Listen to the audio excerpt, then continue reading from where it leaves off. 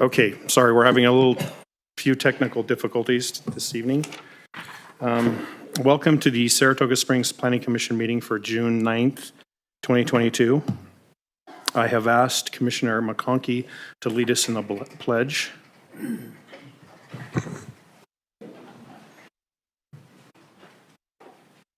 I pledge allegiance to the flag of the United States of America and to the republic for which it stands, one nation, under God, indivisible, with liberty and justice for all. Thank you. Roll call this evening. Commissioner Burns is not available this evening and she is excused. If Commissioner Anderson comes, we'll welcome him when he gets here. We'll go ahead and move on to the next item. This item is public input. Time has been set aside for any person to express ideas, concerns, comments, questions, or issues that are not listed as a public hearing on the agenda. Please limit your comments to 3 minutes. On this evening's agenda, there is only one item, and that's the business item Empire Flooring Site Plan that is not a public comment item. So if you're here to comment on that, this would be the time to comment. Otherwise, wait for the item to come up. I'll go ahead and close public comment at this time, and we'll move on to item number 4, business item Empire Flooring Site Plan located at 2412 North Redwood Road, Shane Williams, applicant, and that will be presented by Sarah. Is the applicant here this evening? Would you guys like to come up and join us, please?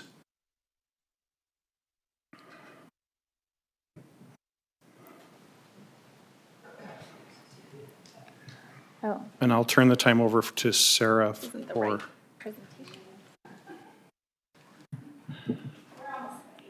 Okay. That's okay. We're getting a slow start this evening.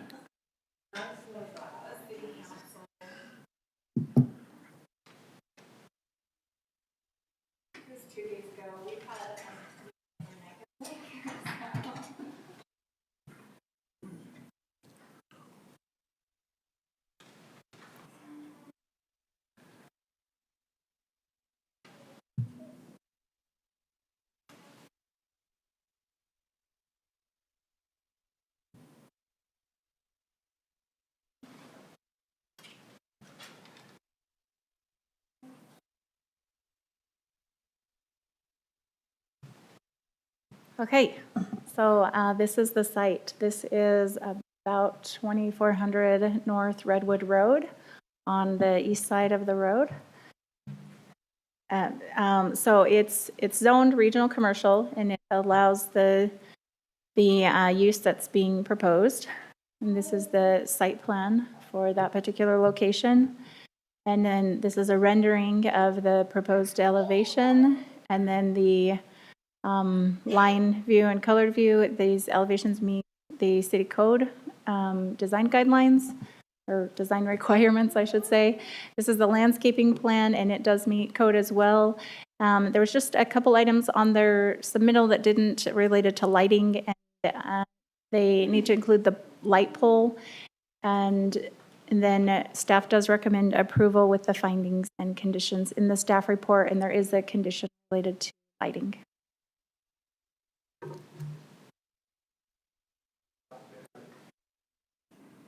Does the applicant have anything they'd like to add?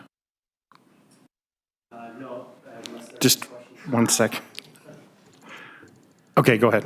Unless there are any questions for us, we're happy to answer any questions, but also Could you state, continue on.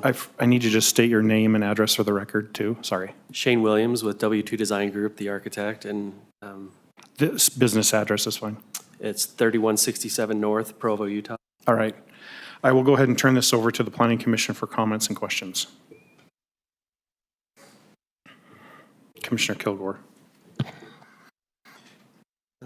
So this is just it's an administrative process, so I just like to always ask the applicant, are you willing to comply with all the conditions in the city planning staff report. Yes, I think the only remaining item is specifying the light pole for the exterior parking, which I think we've answered as many ways as we can possibly think of, but we'll try to clarify that again. Okay, and so you're willing to also comply with, for that as well? Oh, great. And then also, just wondering what the issue with the orange color is? It was a can comply, and there was a note about approved with a separate, I can answer that. There is a percentage of orange. Since it's not an approved color for an accent color, there was a certain percentage that we had to be under, and we were under it by 0.5%. oh, okay, so you're good. Yeah. Okay, that's actually all I have. Thank you. Thank you, Commissioner Kilgore. Commissioner McConkey. I love the windows. I appreciate the design of that. I think it really enhances the aesthetics. I also had a question about the orange. I know that orange is not an approved color other than accent colors. How do we define accent colors? Well, that's a good question. So, sorry, I'm not totally prepared for that question. I'm sure that it's defined in our code. I just can't tell you off the top of my head how we do that. So it sounds like there's a percentage, specific percentage when we're talking about accent colors. Was it 25? Yeah, so, no, I think it's 10%. 10%? Of Okay. an elevation can't be within, I think there was like grays and beiges and all that. You can do as much as you want, but oranges, reds, kind of bright colors can't be more than 10% of any front. And it starts over once you go to the next facade. It's no more than 10% of that facade. Okay. I'd love to see, I apologize, I'd love to see what the city code says on that. Yeah, and I apologize, I'm not Yeah. totally prepared for that. I took this over from Stroud, and I got it on Okay. the agenda very quickly, not knowing some promises for this meeting had been made. So I actually didn't even see that can comply. However, I know that there's a percentage, and it sounds like they've adjusted their plan to meet that. Okay. And I can forward that to you. That'd be great. If it complies, then it simply complies. I'm not a big fan of super bright colors. I think that it distracts from the look of what we're trying to achieve in Saratoga Springs, generally speaking. 10%. It is 10%. Nikki pulled that up for us, 10%. If it's Thank you. compliant, then it's compliant. Yeah, and I think that's why there's the definition of accent color to keep it to a certain percentage, and that's why an accent and not an But entire. we don't want a drab Building. environment, a drab community, Yeah. but, yeah, Yeah, you got to set a percentage and stick with it, and Yeah. try to. So. okay. I think that's, oh, no, I had one other thing. So, I happen to be very familiar with handicap accessibility items. I was reading through the staff packet. The number of parking spaces required was 61, correct? If I remember right. It's showing 2 handicap accessible parking spaces. And the building code requires 3 for between 50 and 75 parking stalls.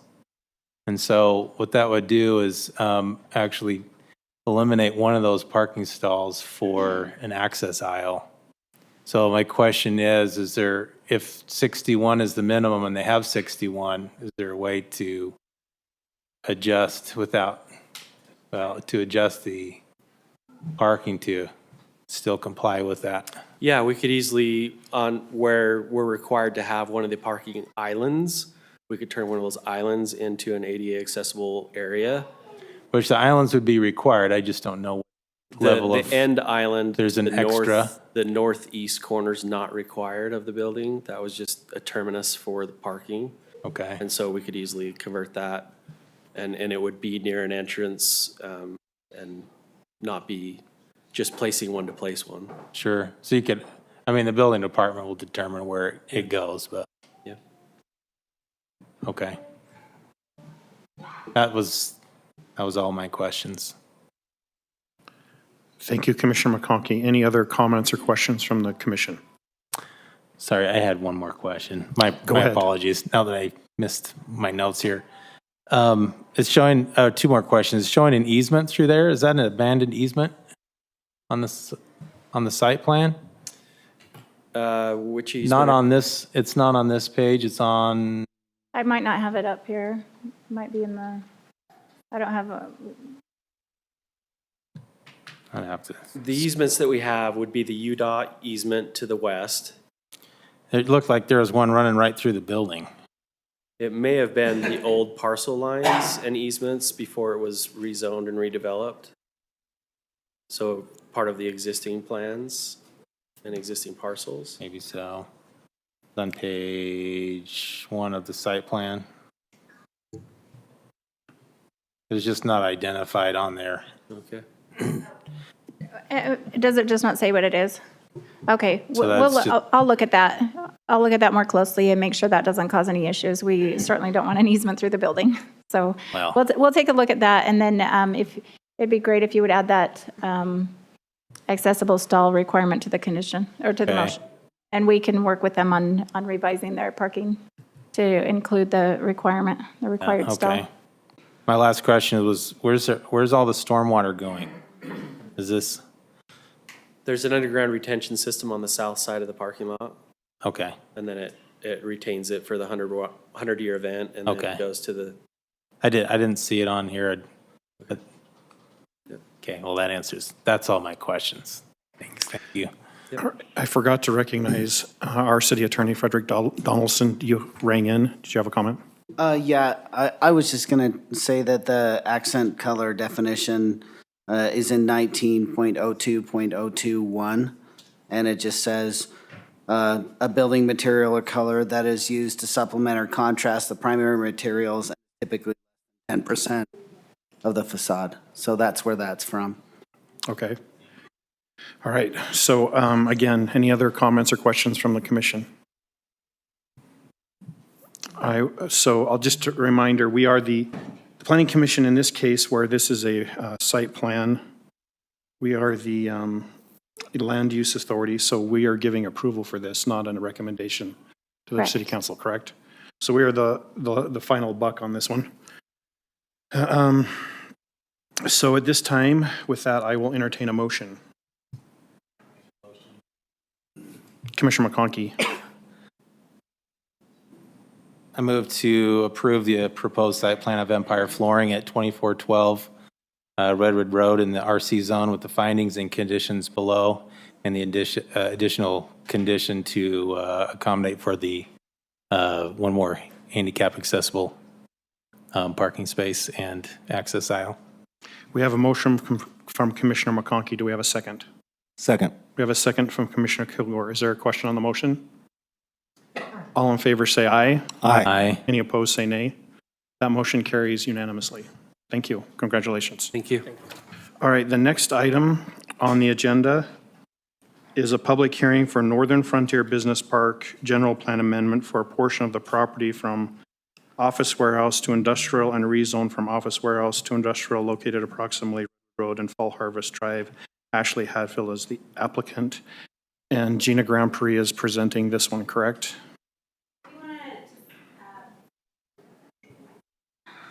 Okay, we wanted to start off by saying that the applicant would actually like this to be tabled. We are having some further discussions with them. However, it is a public hearing, so we do need to open the public hearing. Okay. That being said, I think we'll just have Gina quickly show that, just let it have the main slide up for that. All right. so Is the applicant here this evening? Yes. Would the applicant like, Ashley Hadfield is here. would you like to come up and join us? So I'll just do a brief overview for this, for those of the public that are here to listen to this and may not have seen the staff report. This is on North Redwood Road. It is currently zoned office warehouse. Land use is also office warehouse. The current zoning is office warehouse. It is already gone through the preliminary plat and final plat application process. It has been approved. I don't know if you remember several months ago. This has been a long-going process. And so many months ago, you approved the preliminary plat or recommended approval for the preliminary plat. They are under construction currently. So they have come back in, and there's a series of situations that they've asked for a rezone to industrial from office warehouse. I did include in your packet the use table for this particular item. However, I'm not going to spend too much time on this because the applicant has asked to table this application. But the uses do allow some very heavy industrial type uses, as I pointed out in the staff report. But other than that, this was their original concept plan. They had in mind office warehouse originally, and that hasn't technically changed, except for they're asking for outdoor storage, building materials with outdoor storage. That was their initial request back in 2019 when they submitted their application for a rezone from 3 different zones originally: multi-use, office space, and office warehouse. But that's what we're going to be discussing with the applicant further. So this is what they're proposing on their concept plan. They will be amending their final plat. It has not recorded yet, so they can come back and ask to amend that preliminary plat and final plat to divide the eastern portion of the property into 4 lots instead of just 2. And now they're asking to rezone it. With that, staff has recommended denial on this based off of the findings in our staff report. Any questions? They have asked to table this. All right, so what we'll do now, Ashley, would you like to make any comments? Please state your name and address. The business address is fine. Okay, perfect. Ashley Hadfield, address 1850 North, 1450 West in Lehigh. I think I would say, as Gina has mentioned, this has been a long process, and so we want to thank staff for working with us. I think Gina and I have been going back and forth Since I started. It's like 2018, so it's been 4 years. And so I think what we've been, and since we came in, this is a sister company for us. We wanted to bring it's a Vinyl Industries for the outdoor storage space, and they are a local company, locally ran and operated, and we feel like would bring a lot of jobs into Saratoga Springs. And so that's what we're working toward, and we're just going to kind of keep working with staff to get there. Yep. Okay, thank you. Now, this is a public hearing, so I'm going to go ahead and open this up for a public comment. So anyone that's here to make a comment on this item, the mic is open for you now. I'll go ahead and close the public comment at this time for this item. And then I believe we need to make a motion to table this. Yeah, Are we going to table it for a future date? No. So it's either a table or a continuance. The table will actually just sit there until All right. it dies. So whoever makes the motion to table it. I'd like to ask a question. Yeah, go ahead. I know we're tabling it, but so there's a request, but it's currently office warehouse zone. Correct. Which is going away. So the office warehouse zone has been discontinued. However, those properties, the way it's written in our ordinance, the properties that are currently zoned office warehouse are vested under the office warehouse zone. Anyone that's coming in to request a rezone to office warehouse, we no longer have that zone for any application requesting that zone from when that the council discontinued it. Okay. Yeah, so my question was going to be, if the request is denied, then what happens to the zone? So it stays office warehouse? It then? stays office warehouse, correct? All right, thank you. Commissioner Ryan, did you have a comment? I just have a quick question. So if we do table, my understanding of being able to table this item for this evening is that the applicant could come back. That it doesn't necessarily die, but that they could come back at a future. They could ask to continue with this public hearing. Right. And come back and discuss it with you and ask for a decision. So I'm happy to make that motion, Mr. Chair, if we're ready for that. So I'd like to make a motion that we table item number 5 for this evening, the Northern Frontier Business Park General Plan Amendment, for a future date and consideration. We have a motion from Commissioner Ryan. Do we have a second? I'll second it. I have a second from Commissioner Barton. Any question on the motion? All in favor, say aye. Aye. Any opposed, say nay. Thank you. All right. Next item is item number 6, public hearing shorelines rezone from agriculture to mixed waterfront located at 1967 East, 145 North. Chris is it Hertel or Hartel? Hartel as an applicant. And it looks like Ken Young is going to be presenting for us. I'll turn time over to Ken. Okay, Commissioners, we have this request for 33 acres approximately on 145 North, which is an extension eastward from Saratoga Road, and the northeastern, or shall we say the easternmost point of the community. So this is the county plat map showing 4 properties that are being proposed to be combined into a proposed development for which they would like to rezone these properties. So the current land use designation on these properties is mixed waterfront, which is the same title for the appropriate zone within that land use.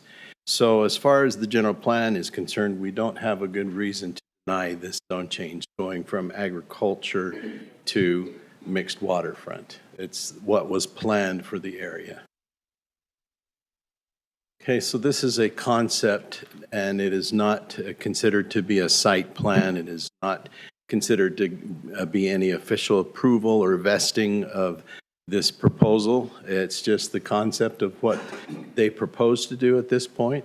So it does include about 134 units, residential units, some of which are single-family homes, some of which are attached townhomes with some of them having live-work type arrangements, so commercial on the bottom floor, residential on top. So it does have that mixed-use component there.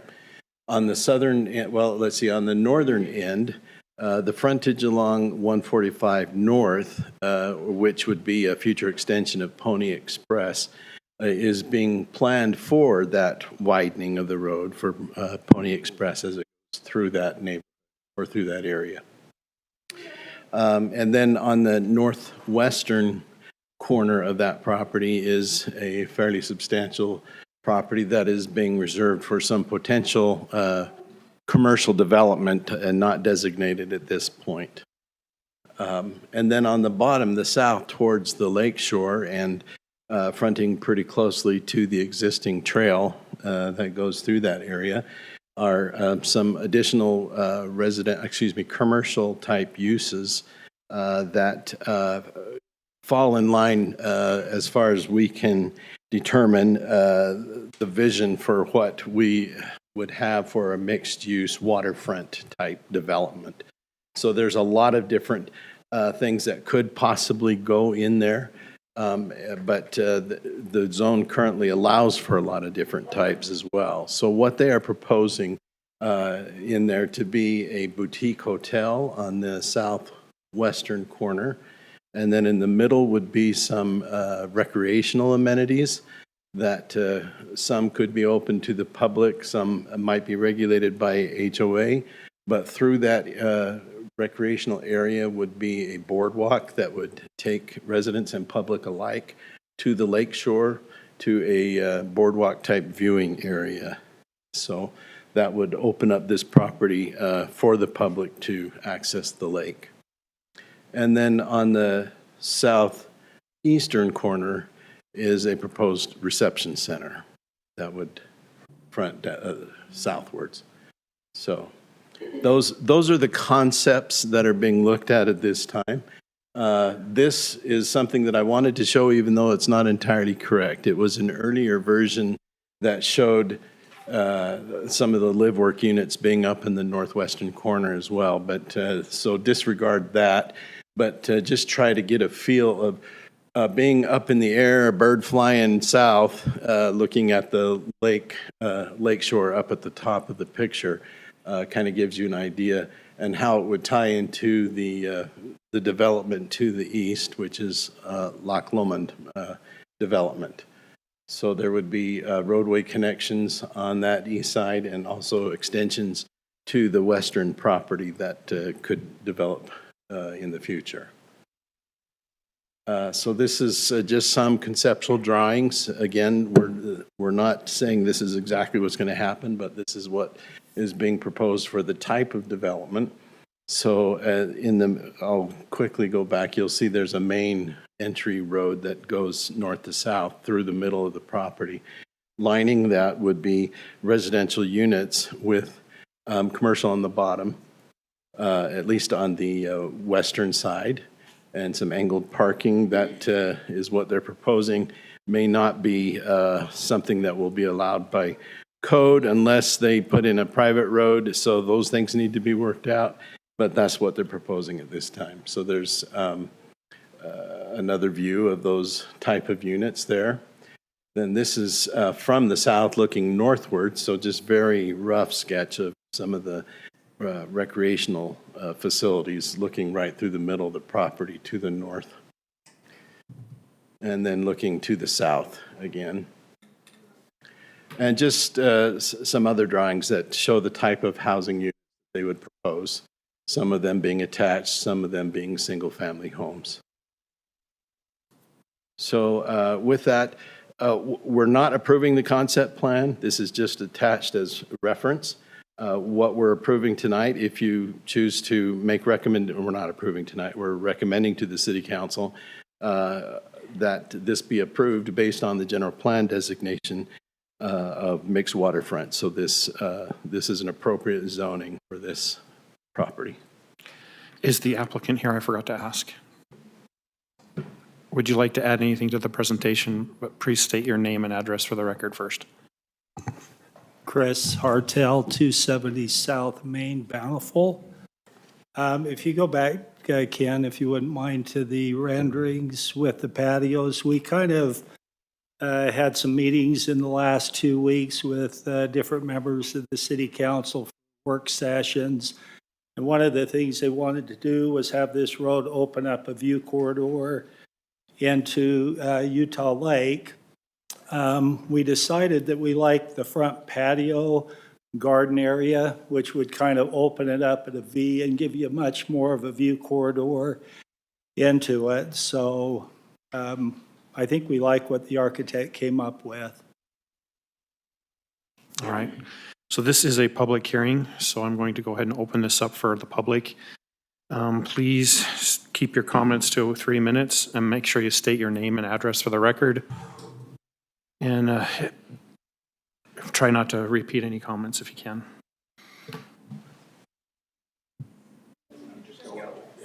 Just come up and state your name and your address.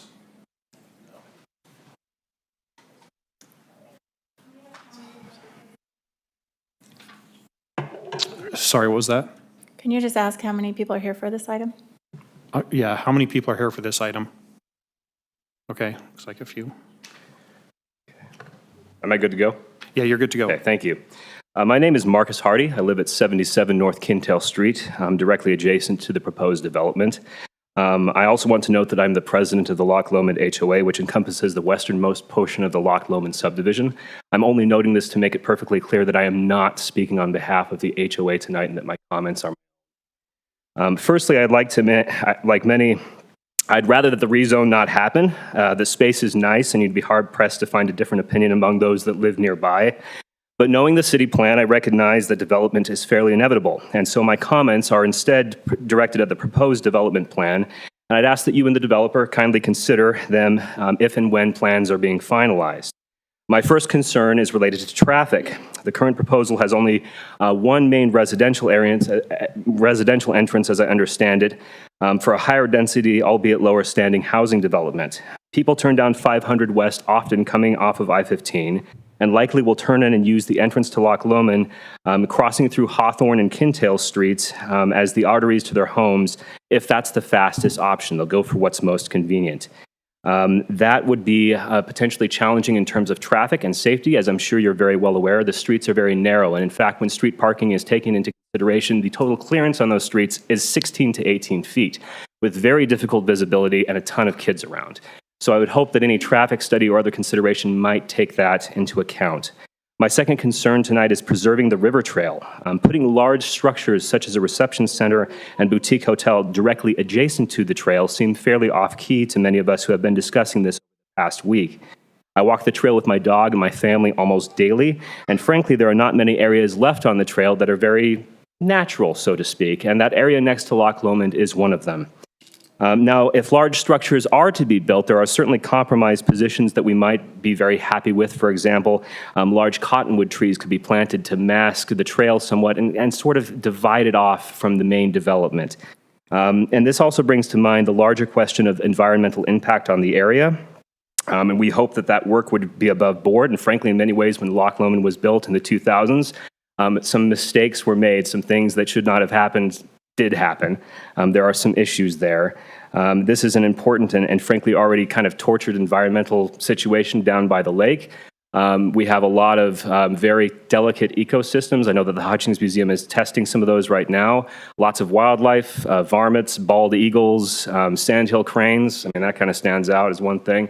And so we'd hope that those things would be considered. And then finally, and I know this is not the department of the developer or this commission, but the school system is of concern. Dry Creek Elementary up the road has been overcrowded for a number of years now. Bonds have been voted down, but as I've been talking with people over the past week, that has come up numerous times. And so we would be curious to know if there is anything that the city or that the developer might be able to do to help support there being a bond passed so that we can have another school nearby. There was a charter school that went in recently, but they take kids from all over and it's already full. And having sat through that traffic every morning all school year, I can tell you it's a little bit much sometimes. So those are my comments for the evening. I thank you for your consideration. And that's all I have. Thank you.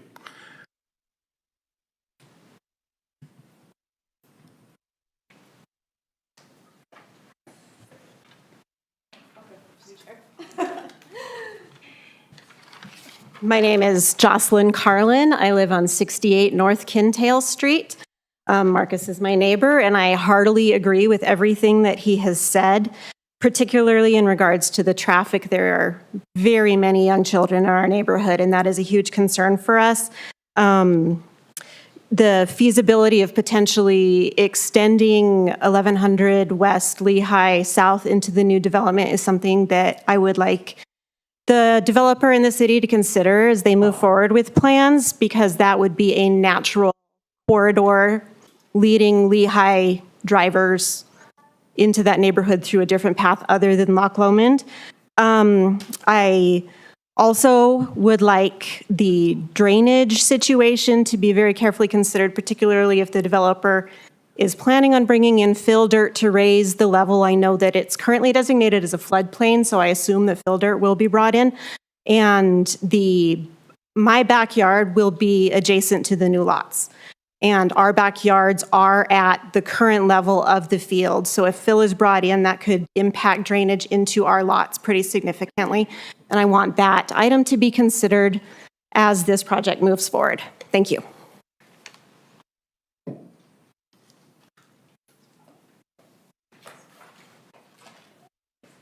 Hi, I'm Heather Bell. I'm super nervous, so hopefully I can get my words out. We live on 74 North Kintail Street, so we are neighbors to Jocelyn and Marcus as well, and our backyard is adjacent to the lots as well, so it faces west. So I would have concerns about drainage as well as they bring in fill dirt. Also, there is a natural spring that runs right behind our backyard in that farmer's field, and so I'm just wondering what would happen to that.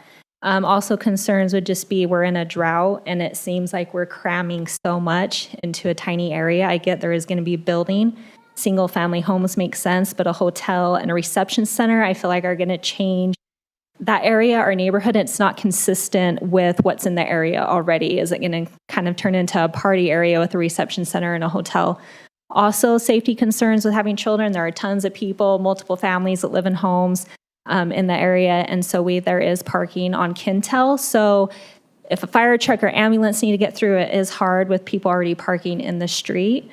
So if there is just one main road that comes out of that neighborhood, I don't know.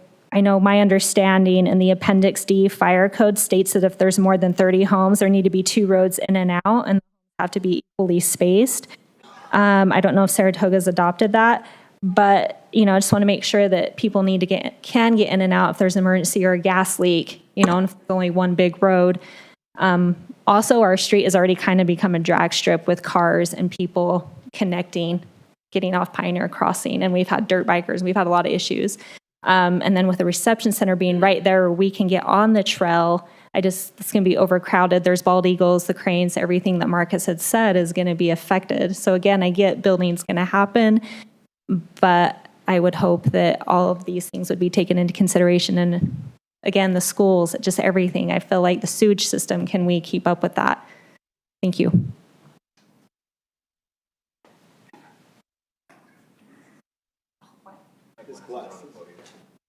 Glasses, sorry. Get his glasses.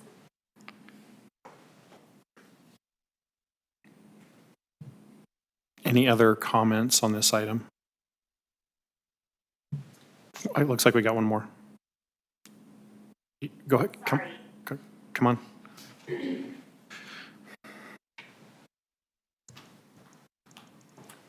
Hi, I'm Jamie Scheibel. I live at 2151 Lakeview Drive in Loch Lomond. And I honestly have mostly the same concerns as my wonderful neighbors. And again, my biggest concern is our kids. We have a ton of kids in our neighborhood.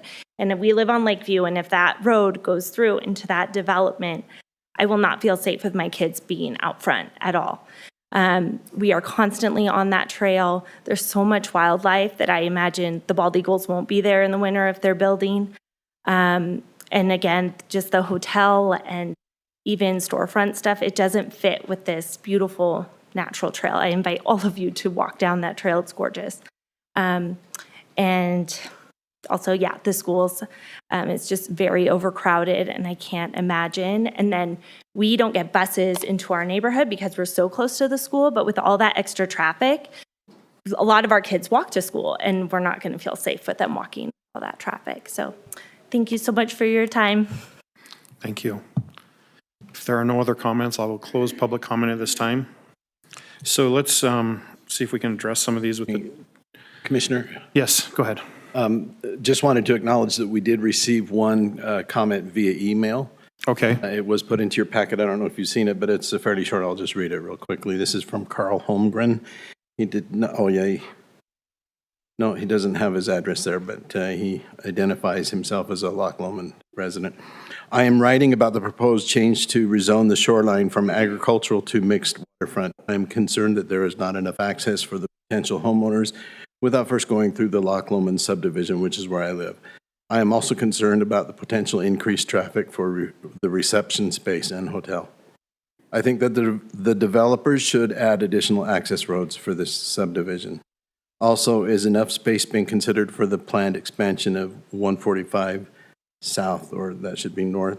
I don't want to see houses in our subdivision taken out by this expansion. That would be a separate issue with that road, which is planned for future expansion. I don't believe there will be homes taken out for that, but no final plans have been made. Okay, so I'm going to go ahead and close public comment at this time. And let's kind of address some of these things. First off is the traffic. So basically, this is a concept plan, correct? So no traffic studies or any of that stuff has been done at this time. Traffic study will be done with the site plan when they submit that. And then the other question is with, I guess, with the concept plan, there hasn't been a whole lot of city planning go through there and decide, do we need additional entrances and exits or any of that stuff? Well, a lot of that will be determined by a site plan, Okay. how heavy the traffic is on certain roads. I think you briefly mentioned widening the road. Pony Express, was it 1,100 in Lehigh? Is that what she said, or 1,000? Yeah, I believe that's correct. Is there any plans to widen or do anything with that? Yes, that is planned just in conceptual form at this Okay. point, but no detailed plans on the road. It would be more of a down the road, if you will, type of a expansion. And then they mentioned drainage and a spring. So if this is a wetland, that's a totally different ballgame. Is that correct? We don't have a spring, it's a well that Okay. they've been using to water cattle. It'll be capped. And as far as drainage, we have to comply with not draining onto another property owner. Everybody has to maintain their own water. And so the drainage and that stuff happens when the city engineer gets it and they come up with some pretty detailed plans on how they mitigate that stuff. And the previous applicant, one of the things that question was asked was, where does the water go? And it was mentioned that it was an underground storage. So all that engineering stuff hasn't happened at this point. Correct. We've got all the wetland reports completed and the delineation done on all 4 parcels as well, and that's been submitted. Okay, so then the other thing is that it sounded like there was a desire to leave the trail natural. Part of the reason that we created the mixed waterfront was to protect the shoreline. Do we have any plans for the trail at this point, or is it still just in the concept stage? The trail is not natural in front of this Okay. property. It is a paved trail. So, So if that's part of our trails plan, that will have to be maintained, correct? Yes, we only touch a very small portion of that trail. As it goes west, it heads off to the south and gets further and further away from our property. And all that property is owned by the state. I believe it's some sort of wildlife, Yeah, the state owns all the lake. they have like 70 acres there. It's some wildlife study area.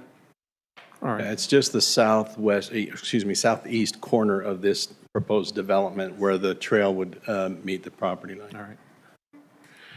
Okay, so the other was the schools. Did I cover everything? And I know that's a all school we can do on the district issue. schools. No.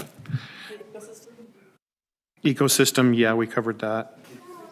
Do you mind if I throw in a couple other things real quick? Go that ahead, I yes. heard?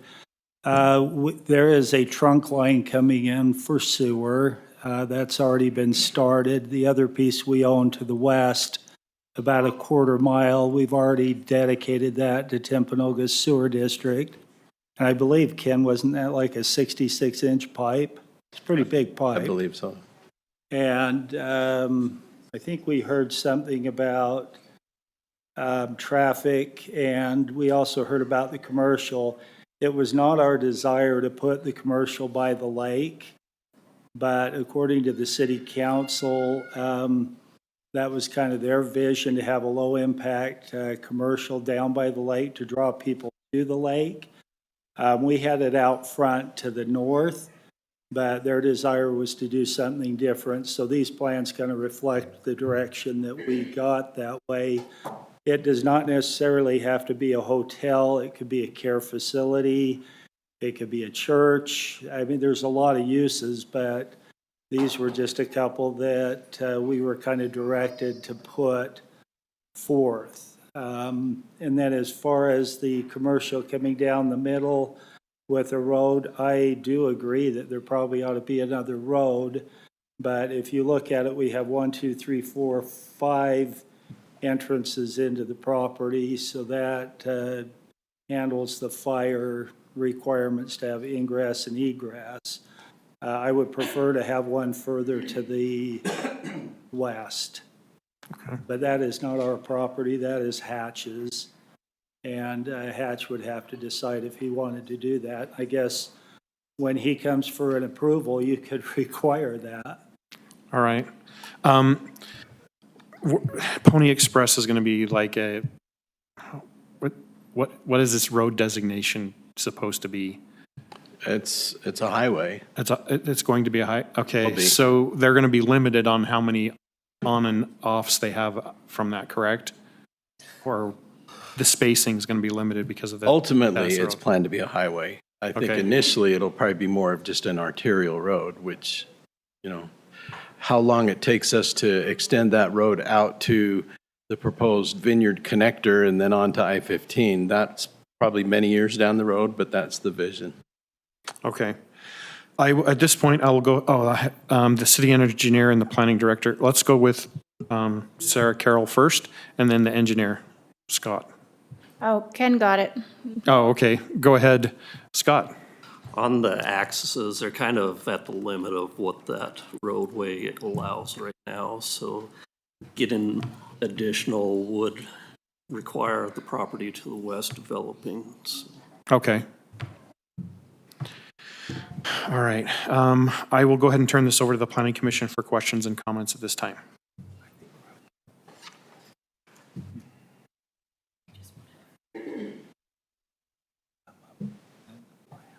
Commissioner McConkey, you're first at bat. Go. I was waiting for Ken, but he didn't.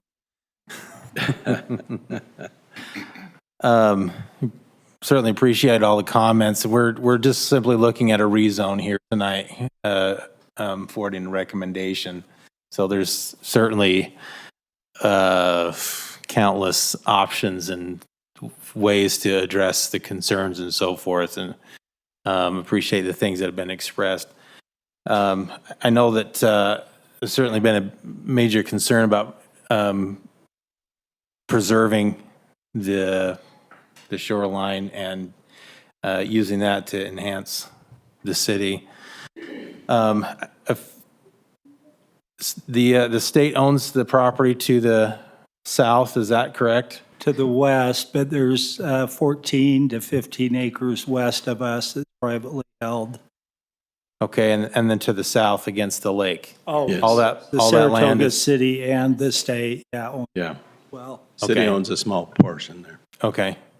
So extending a boardwalk, if that was something, I mean, certainly that would be a desire to go along with the waterfront type of scenario. Is that possible through state land? yeah, we've talked to the state already, and they would, Okay. they did a lot of those up in Farmington, Syracuse, and Layton, and they've turned out really Okay, thank you.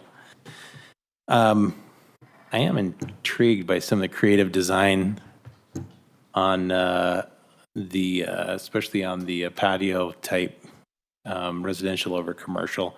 I appreciate the creativity. I love to see it. I love to see some diversity in the architecture and so forth that enhances the city. A question on mixed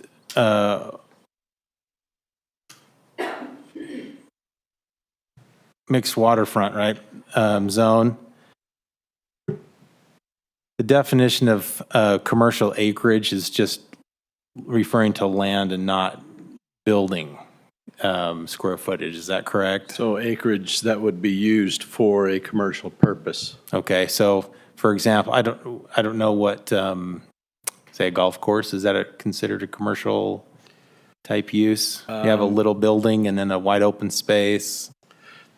Yeah, I think there we would be using probably a mix of recreational and commercial with that. So, you know, a clubhouse with other facilities, restaurant and whatever, it would have a commercial component in a recreational type area. Okay.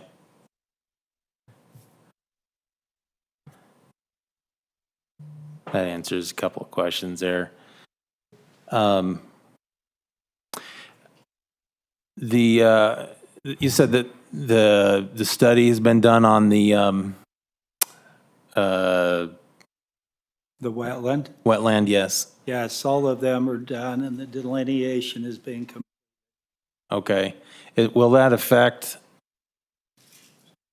how will that affect the property and the development in, what I'm getting at is creating a mix of residential and commercial. How much, my question would be, how much property would lost, if you will? We don't by have a the- loss of wetlands. There were no wetlands found on the property. Okay. And there was mentioned a spring, and you mentioned that it's not a spring, it's a well. It is, yeah. And so because there was a study that was going to be done on that, right? Yeah. Well, it's just a well. It's for cattle. This has been Yeah. cattle run on it. That's, yeah. So we had the same thing happen on a property east of this, about a half a mile, that had, it was a 10-acre parcel, and it had the same thing. Yeah, We yeah. ended up having to cap it. Okay.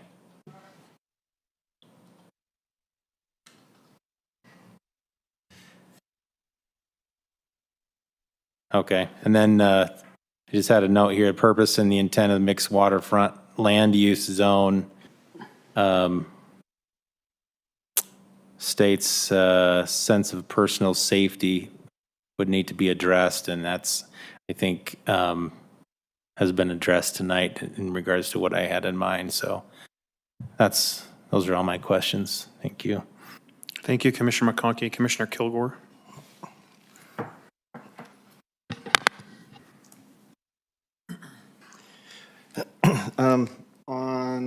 In the engineering comments, there was a phrase in a couple of the items use commercial drive approach. Could you explain what commercial drive approach means?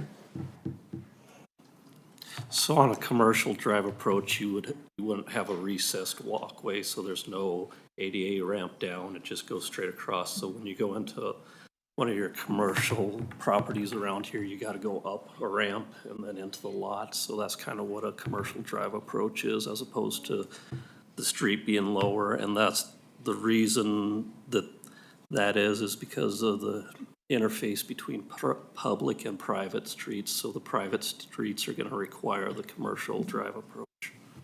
Okay, all right. It's pretty standard, right? Yeah. Okay. Yeah. So you're just kind of asking for the obvious? Is that? It I wasn't. just hadn't seen this before, so I just. Yeah, it wasn't on the concept, so we just make sure that it, and they were aware of it. Okay, thank you. So I'm not sure where to start. Is dirt fill planned for the area? Yes, it is. It'll be less up to the north. That's out of the floodplain. I think the bottom 2/3 of the property heading south is in the floodplain, as Loch Lomond was, and we'll bring in anywhere on that corner somewhere between 4 to 6 feet, and then it tapers off to the north and off to the west. Going north, it gets shallower until it hits the road up on the north side. And will the residence buildings have basements? I don't anticipate doing basements. We were thinking slab on grade on the townhomes. We probably won't be building the residential units. We'll probably sell those off to a. Okay. And if they choose to go higher, they can, but I assume they'll be kind of a raised type like Loch Lomond, where you have half your basement exposed and half underground. Okay, I know this doesn't pertain specifically to the request, the rezone request, but I just thought we'd ask, based on the concept plan. So we had an applicant come in a few months ago, and there are a number of residents who came and commented about how that development raised the ground level, whereas the adjoining areas weren't, and a lot of flooding happened. Yeah, and so I'm just wondering, at that time, I think we asked the city, how do we prevent that from happening again? And I didn't really care for the answer. Don't do it. Yeah, but it sounds like we're doing it again. Or, I'm sorry, we're not doing it again, but there's a potential for that kind of situation to occur again. And I would find that to be really, it'd be really sad, because we know that happened before. There was comments about it. There wasn't really a great answer as to how we keep that from happening again, but I just want to make sure that doesn't happen again. I'm sure that'll be part of the engineering requirements that will be looked at. As far as the eastern side of that property, it will need to be built up just to match the level of the adjoining properties to the east. To the west, I'm sure it could be sloped or graded so that it doesn't create that problem. Okay, I just want to make that comment, and we'll definitely take a look at it again when, I do want to add that the Loch Lomond development was raised when it was created to address the floodplain issue. So I wouldn't imagine they would have to raise it more than what Loch Lomond was raised, because they had to meet a minimum to be out of the flood elevation, and then that's what would have to occur for FEMA to take this area out of the floodplain. Okay, all right, thank you. So, yeah, I definitely want to keep paying attention to that so we don't repeat, some of those mistakes. Also, you had shown one of the on one of the renderings. I think you called it patio, but my understanding was those. I'm not sure. Maybe what I'm looking at is patio, but I thought the lower buildings on the left were retail spaces. Is that still what you call patio, but that's actually a retail space? Patio is above. Am I looking at something? The patio is above it, and then so the main level of the townhome will walk out onto that patio on the second floor, and that'll be a garden area for every townhome. Okay. I guess Is I'm that not- making sense? Sorry, It'll step back, so you'll go up about 12 feet, and Yeah. then that'll be a step back, and that'll be part of the townhome. This is kind of like a condominiumization, so you have the commercial in a box here. Behind it, you'll have your two-car garage, and then above that, instead of doing these giant 4,000 square foot townhomes, we decided to stay around 2,000 feet and then add that patio. Oh, okay. Which creates a green space, but it also increases the view corridor. I live in Bountiful, and they did a different design than this. And my office is on Main Street, and they went 3 stories high. In fact, they did recently change that. You can now go 58 feet. And I've never liked it, because I like the old Bountiful. But this was something that we felt was walkable and would give the residences a place to come and have shops, have access to the lake. And in Bountiful, one of the other problems they were having a hard time getting commercial to survive even on Main Street.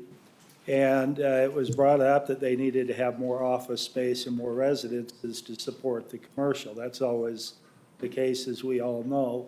I'm not sure, we've had clothing stores, insurance agencies, ice cream, that have done very well, restaurants, but most of them close, as far as the restaurants, at 2 or 3 o'clock, because there's not enough evening.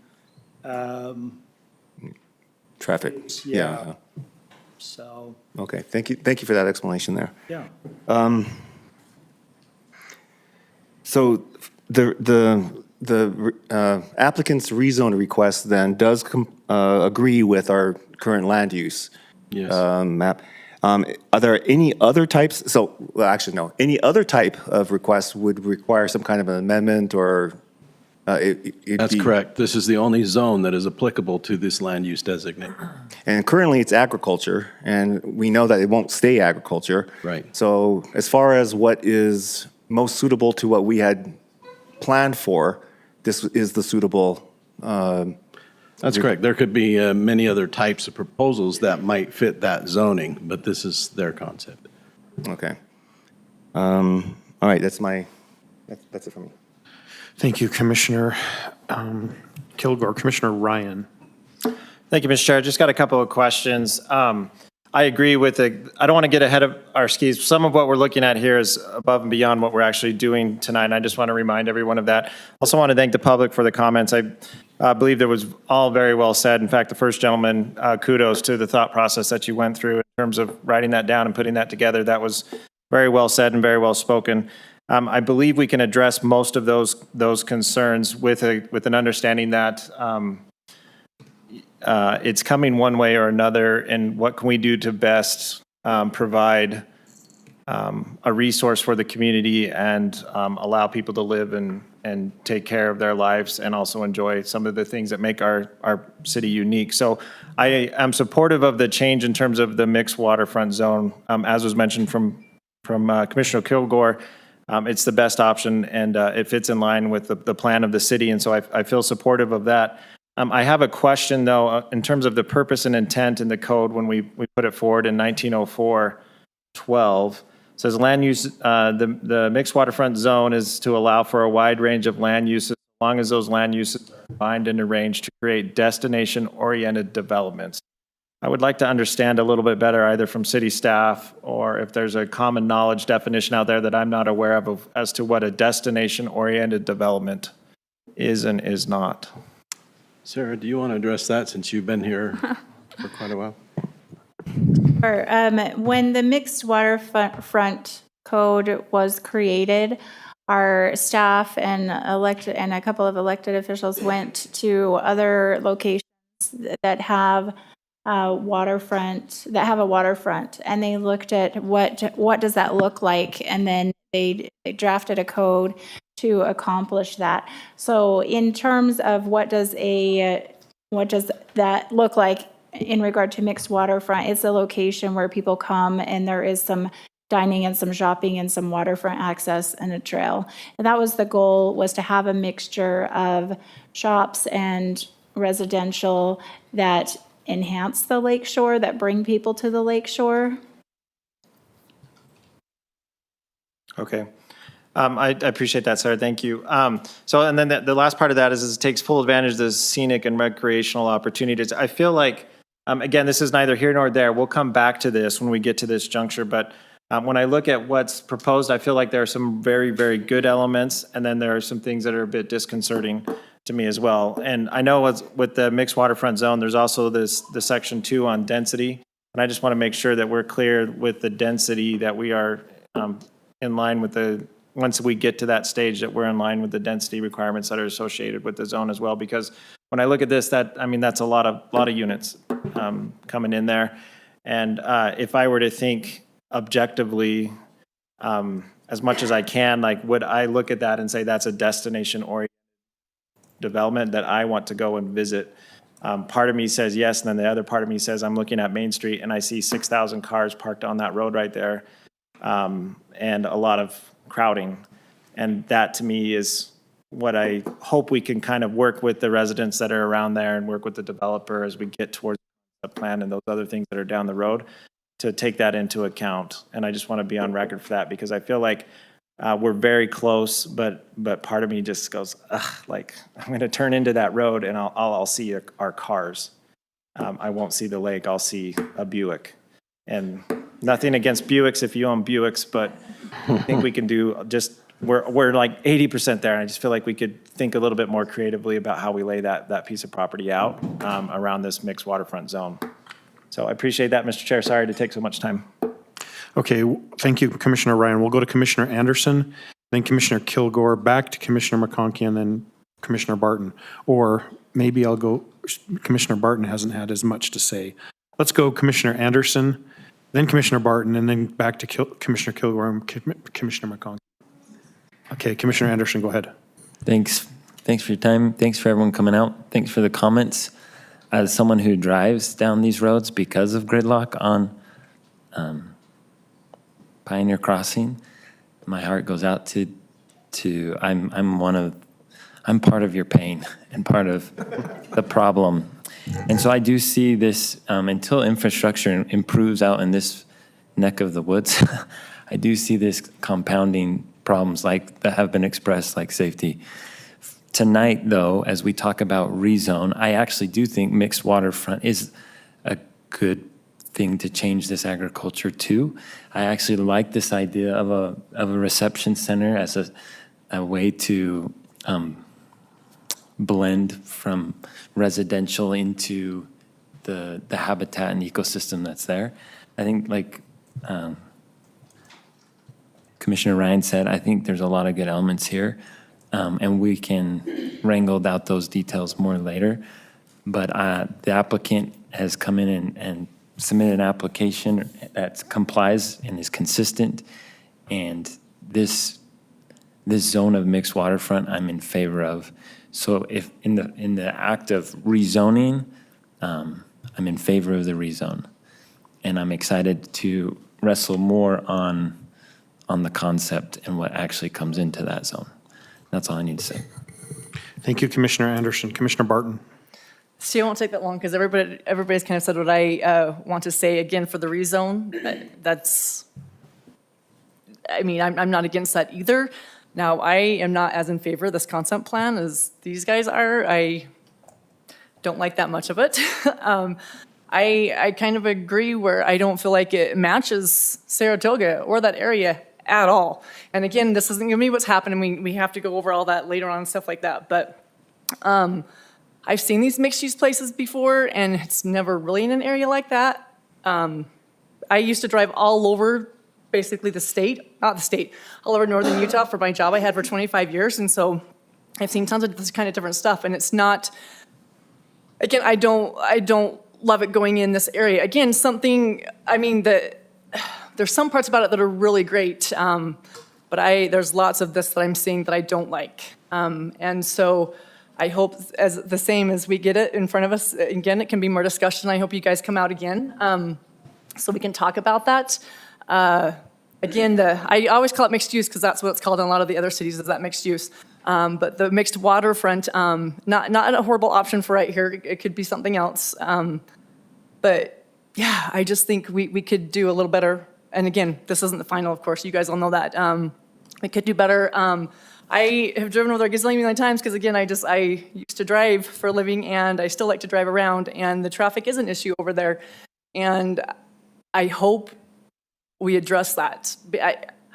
I feel like sometimes we talk about it all the time, and I just hope that that's something that we really, really look at. And then again, Commissioner Kilgore brought up the drainage issue for that other thing. It was a year ago or something like that, and there truly wasn't a good answer. Like, it was a really big concern. We were concerned as well, but there wasn't a good answer for our residents, and I wasn't really comfortable with that either. And so I think there's a lot of things that we can do, but again, the zoning change, I think it's going to change, and so I'm comfortable with that, but I'm not comfortable with what the plan is as of now, and hopefully we can, that comes back and we look at it and all that kind of stuff. But again, a lot of the same feelings that everybody else here has, so that's all I have. Thank you, for now. Commissioner Barton. We'll go Commissioner Kilgore and then Commissioner McConkey. Sorry to bring it back here. Again, this is not about the rezone, but I was just wondering, those commercial fronts, so who is responsible? I guess it's the homeowner or that unit owner who's responsible for what kind of commercial goes in, whether it stays completely vacant or what kind of business comes in. So is that how it normally works, or does it work a different way? Is there like an HOA or some other authority that manages who comes in, what kind of retail shops you have, and the commercial that's under these residential homes? It's spaces? in an HOA, but however, the city would dictate whether that's a use that meets the standard of what they have in mind. So the space is owned by the unit owner? No. Oh, it's not? No, it'll be condominiumized, so the commercial will be a condominium of sorts, and the townhome will be a separate legal and a separate owner. Oh, okay. So So it would be a normal city application to the city for a business owner? Right. Oh, okay. Oh, I see. Okay. I All right, thank you. think it was low impact is what they were looking for. So, your neighborhood commercial is usually walkable.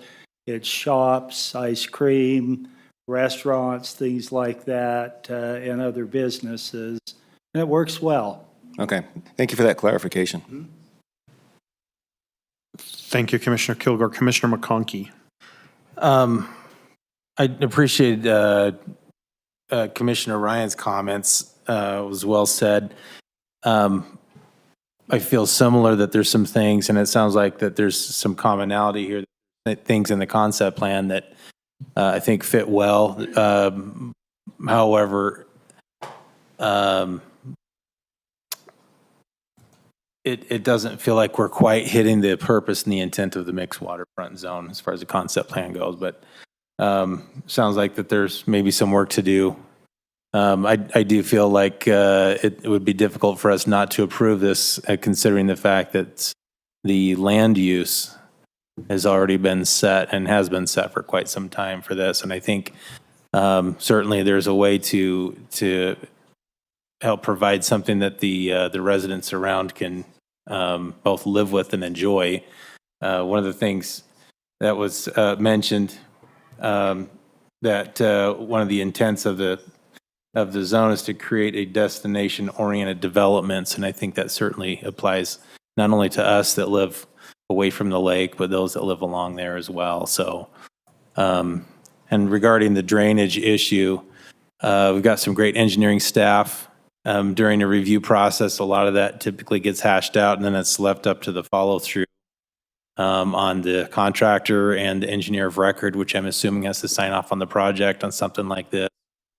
And so certainly there's things that are done on paper and during review process, and then there's the follow-through. So I think certainly it's reasonable, and I've seen a lot of creative engineering or drainage patterns and so forth to make that work. Scott, did you have a comment? Yeah, they'll go through the FEMA approval process to get that out of the floodplain, and there, some zones require you to go in and look how you're gonna affect how it raises water, and then you may have to go in and figure out where you're gonna create a space that'll keep that water from flowing into the areas that you're raising surrounding there. So that stuff will be addressed through the hearing process. Yeah. And the purpose of raising it out of the floodplain is, number one, to make it possible to build there, and number two, to avoid the flood insurance, correct? Correct. I did want to insert a comment. So with rezones, we can require a development agreement. That's in the works. And so some of these things, we have the ability to look at code and say, does it meet code? Some of the things, maybe some of the things that might not be specific enough in code, as far as how do you obtain a destination-oriented development. And so if we were to look at this concept plan, our question is, does it meet code? Does it not meet code? But some of these things that we can put into a development agreement. So we can look at some of those things, such as style or architecture or uses that need to be near the lake or things like that. And so it was good feedback that we probably want to get some of those things into the development agreement before this goes to City Council. And then City Council can approve it with specific items in a development agreement to address some of these concerns. Some of them, once the rezone's approved, we measure whether it meets code or not. And so if we want to add more emphasis on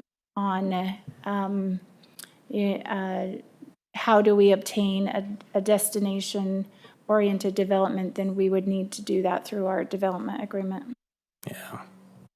Yeah, there's a lot of changing the zone. Still leaves a lot of freedom to still accommodate the needs of the residents nearby and all of us. So I think it's certainly fitting. That's all. Thanks. Thank you, Commissioner McConkey. Commissioner Barton and then Commissioner Ryan. So Scott, I just actually clarification on that, because honestly, when we had that discussion, I don't even know if it was a year ago, we didn't get any good answers. We truly didn't for the residents. And so is that a change that you guys go into? Is it a different type of code? I mean, what's changed since the last time we talked about it? Depending upon if it was me, it may have been my experience level, because about a year ago I had been here for about 6 months. So I don't remember how long ago was it. Do you, Commissioner Kilgore? Kicked it down the road because no one was there at the city. So no one could answer. Yeah, it was the townhomes. Yeah, And they over- were all, over just not too far from here. And they were built quite a bit before. And I know, I've been on the commission since 2015, and they did quite a lot when Gordon came with storm drain code. Because honestly, we did not have a good solution for them, and I was not okay with that. And so I'm super concerned about that, because again, I've been out there a gazillion times and I see the area, and these residents, we told them, we're like, well, we're sorry. I mean, right? Build a new wall or do something, and I don't feel like that was good enough. And so it's a big concern that I have.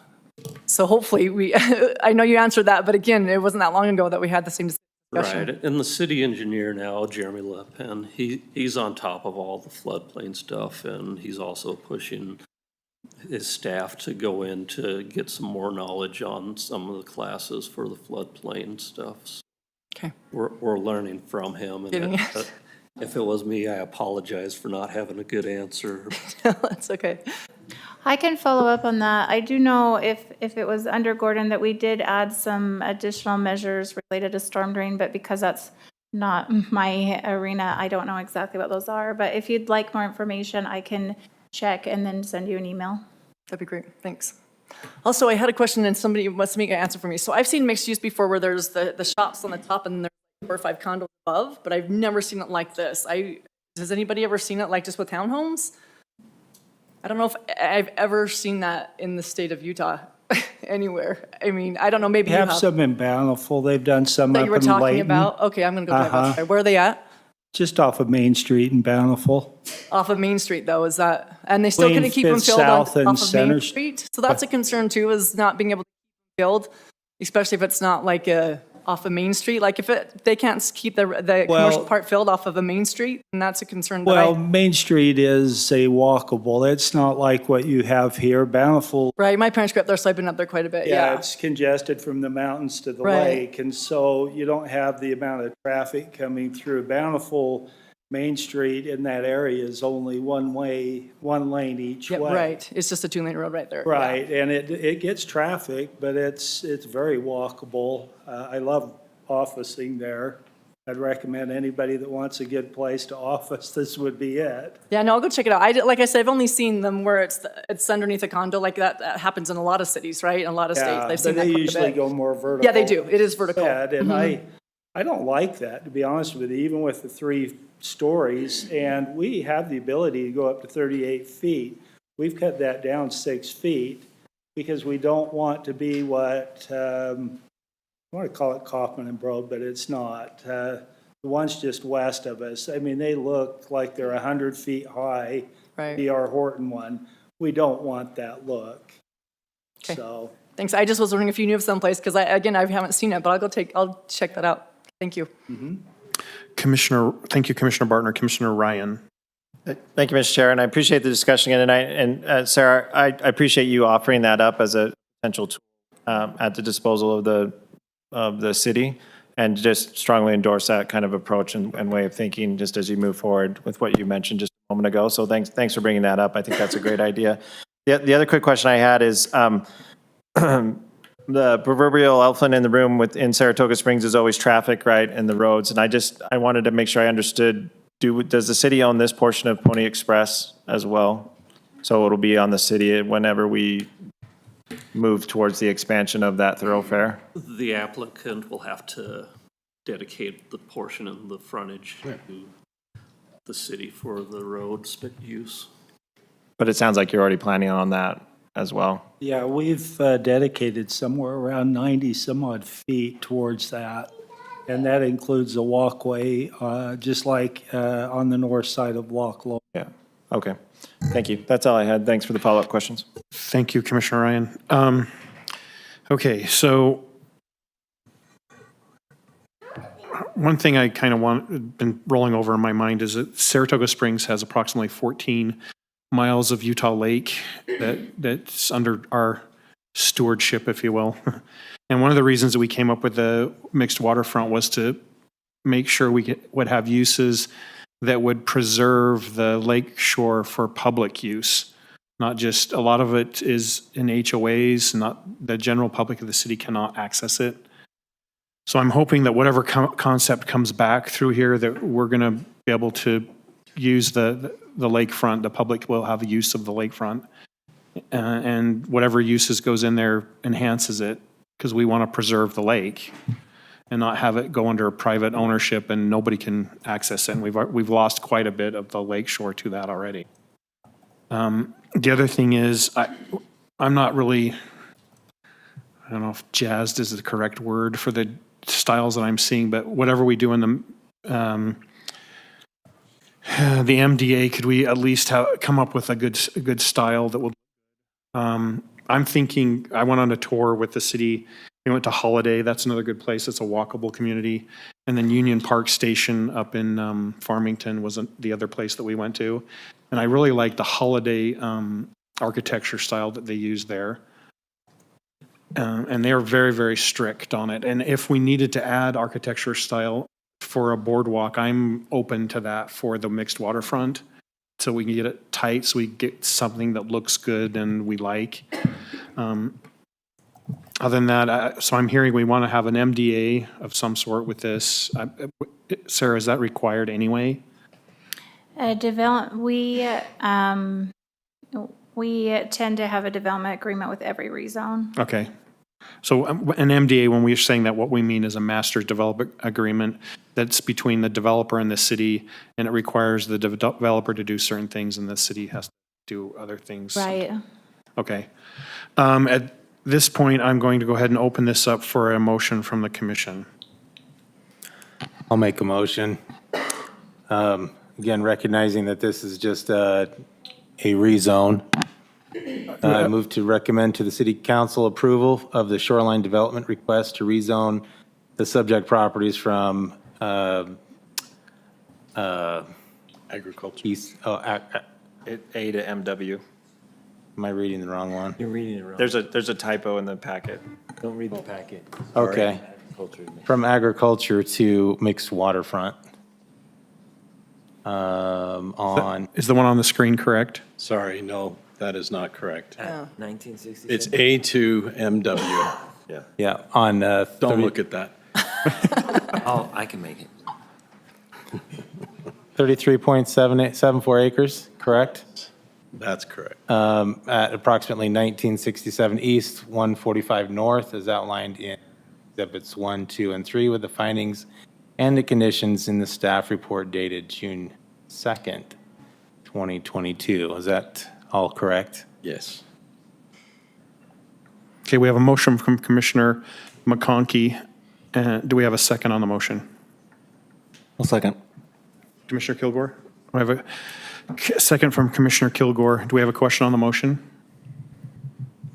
Okay, before we vote, I wanted to let the public know we're making a recommendation to the city council. That's all we're doing. We don't have the authority to approve this, so the city council is the only one that can approve it. They are the land use authority. With that being said, all in favor say aye. Aye. Aye. Any opposed say nay. So that passes unanimously. All right, thank you.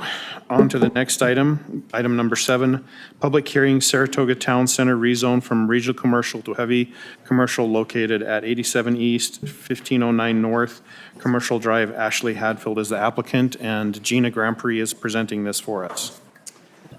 All right. Well, we're going to wait for the traffic to slow.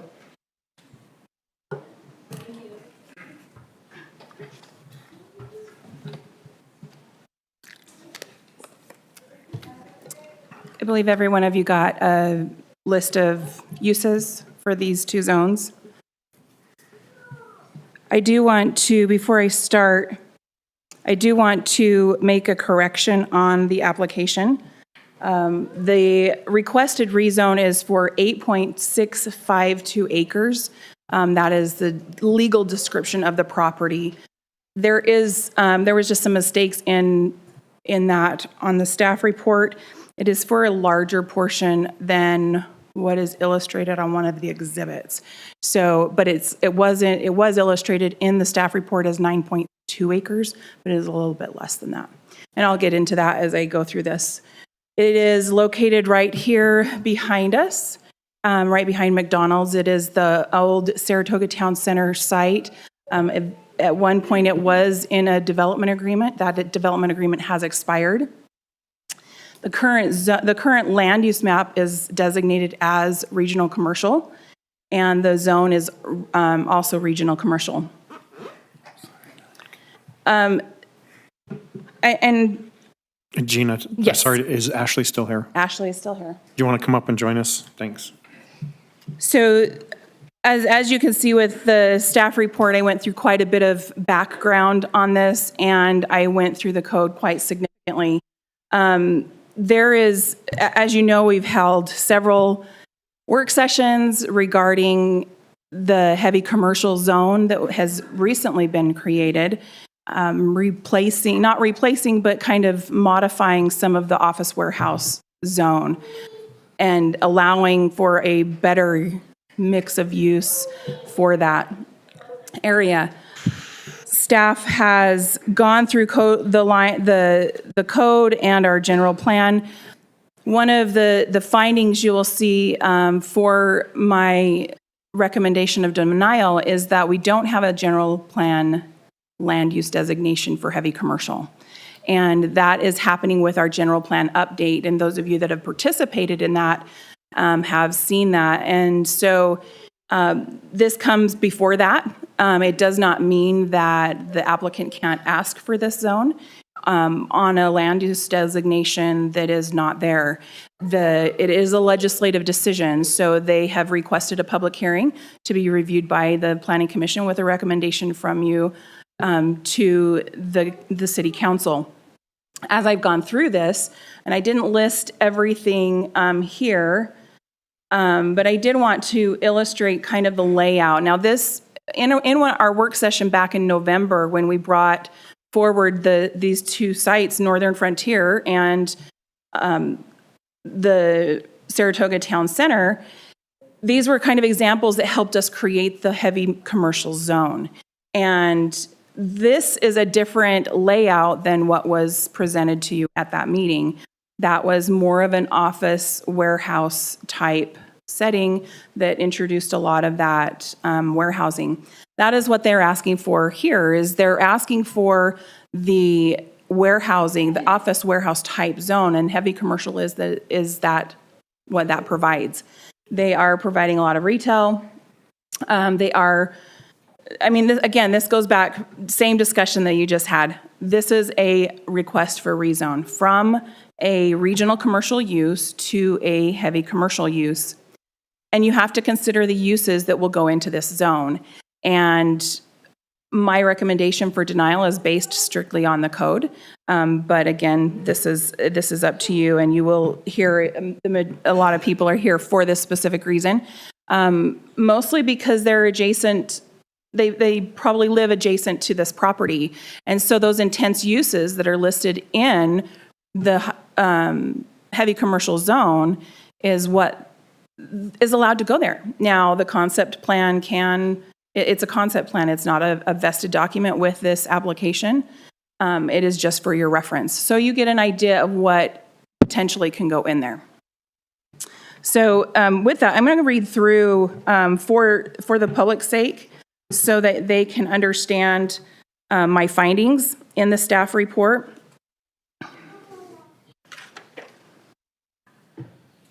If I can get to them here.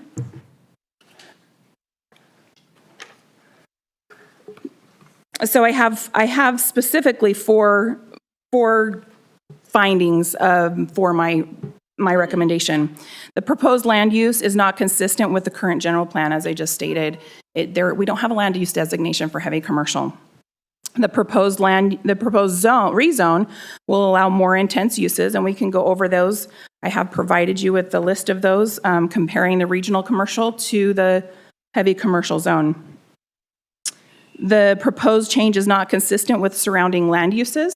So one of our biggest concerns is the residential neighborhood to the east and how that will affect that neighborhood with the intense use of a heavy industrial, or sorry, not heavy industrial, heavy commercial. There is a big difference. A heavy commercial zone. And then balancing the interest of the petitioner with the interest of the public, community interests will not be better served by making the proposed change. I've referenced the code in each one of these findings, and I did point that out throughout the staff report. So with that, staff recommends denial, or recommends that you recommend denial for this application. Thank you, Gina. Ashley, do you have anything you would like to add?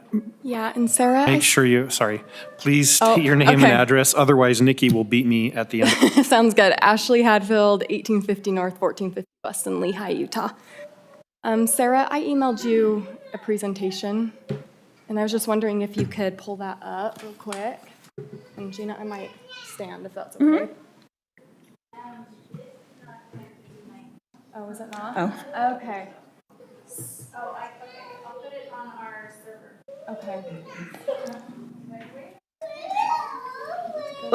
Can we go through the uses? Do you want to go through the uses while Sarah's pulling that up? And then make sure you talk into the mic. I need to remind Scott too, because there's literally 8 people on YouTube that you can't hear on YouTube unless you're... I understand. So just to go through and compare the different uses. So you'll see that heavy commercial pretty much follows along with regional commercial. There are a few, Fred and I actually went through this prior to this, and looking at the uses that are allowed in heavy commercial compared to regional commercial, you have contracting businesses. And so you have contractors' services. This could include indoor storage of construction materials. It also, because heavy commercial does not allow for outdoor storage, but it does allow for warehousing. And so contractor services is in there. It does allow for building materials storage or services without storage. It allows for, and so does regional commercial. So a lot of these, if you look at the comparisons to the different zones, we only found a few uses that actually that were allowed in heavy commercial that are not allowed in regional. I think the biggest thing that the applicant has asked for is warehousing and the flex space that we had in the office warehouse zone. And so that's the reason that they have asked for this. And Ashley can speak to that, but just to show you the comparisons between the two zones. Perfect. Well, Planning Commission, it's great to be before you this evening. I think on this one too, I was laughing with Gina and Ken. I'm like, I'm just here for a long time. So it's been, I just wanted to kind of give you a history of the site. We have been working with City Council. I know I've been on this project for about 4 or 5 years now at this point. So City Council, multiple work sessions, and I'm excited to be able to finally be before you this evening. And so the site that we're kind of talking about is right behind us. This site has been sat vacant since the early 2000s with the original developer. So I think the original kind of development on all the roads went in 2002, and so it's been about 20 years that this main parcel, which I consider a heart and an entranceway into the city, has been sitting vacant. And so as we've kind of taken a look at this, since that time, really the retail sector of the city has shifted with the introduction of the new Smiths, the Costco, and the hospitals. And so what we're really finding just from a market-driven standing is that the tenants want to be where the action is because it's the traffic, it's the buzz of all the other ancillary uses. And so as we've kind of taken a look and we've stepped back, we've kind of, our goal with this is how can we create a center that meets citizens and then also meet the market's needs. I will tell you the first one is that if Target or one of these big boxes came in, I would be like, sign me up, I'm good, let's go. But they're not interested, and I have been working with Doug religiously trying to get some of those tenants in here, which is what the regional commercial is supposed to be. And so, so that's where we've kind of just really taken a thing, and it's really the old location. And so what we've kind of came back with is that we took a step back and we're like, okay, what retail is moving, what is interested in this space, and what can we really fill? And so what we kind of have, and we've started with the Legends Boxing, but we have proposed about 5 retail buildings, which is about 25,000 square feet of retail space. And this is what, when we've gone market studies and with the brokers, what we feel like we can fill. And these will kind of be specialty gyms, restaurants, takeout and drive-through concepts, and more beauty salons is kind of what is interested in going here. And so that works for the outside sector. And then we were looking at the inside sector. It's like, okay, what really goes here? And so once again, we're just reacting to what the market's really telling us here. And what I've gotten a lot of interest is entertainment. So like trampoline parks really kind of want to be here. Gyms, which are kind of like karate studios, dance studios, and cheer gyms. And then startups, which is where we're coming in and asking for the office, is that there's a lot of demand from Saratoga Springs residents who are being innovators and forward-thinking, and they're trying to move their businesses out from their garages into a space that's close to home, and there's nothing to house them. So kind of Etsy shops and these online shops. We've been getting a lot of questions for that. And then I've actually also kind of got for like hardware retail, which is wanting kind of more of this type of building in order to go into. And so as we were looking at this, we started looking around of what this kind of type and where these are usually housed. So this is Mill Pond Road, which is actually where the heavy commercial zone was based off of. In Lehigh, in this, it has a bunch of, there's CrossFit gyms, there's a climbing gym in it, there's some like hardware flooring stores in there too, and it's a great mix. The other one too, which we've kind of really based this off, is Draper Cove in Draper. This house is a bunch of, once again, gyms, There's kind of these internet, there's some clothing designers that house out of here, as well as like cooking suppliers and stuff that way, and it just gives them the flexibility to do what they need. And the one thing that we really like about this, and what our biggest concern about any of these big box is that when a big retailer wants to come in, they typically want to face Redwood Road so they get the most signage and visibility. And so that would mean that the residents would be getting the truck court in the back facing themselves. And so this would kind of be the view coming in as the buffering from the neighboring, with all the truck kind of being focused there. And so what we're proposing is a scaled down version. There's 4 buildings here. The maximum size is about 45, which is for the heavy commercial code. And that we would be able to have plenty of parking. The tenant size is small, which is 5, maybe 10,000 at the max, which would really limit the amount of truck traffic that's coming in here, because that's our biggest concern as well, is just limiting the truck traffic, and just kind of typical business traffic is what we're hoping. And kind of the startups, Etsy, and the dance studios is really what we're going for here, because they need this type of building to be able to get the lower rent, and that's really what drives it, and that's why they're not coming at this point. So as for this, we are only asking for a portion of the heavy commercial to be rezoned, because once again, we do want to keep that regional commercial, and so hence why it's kind of a funky shape with the 8.6 something acres.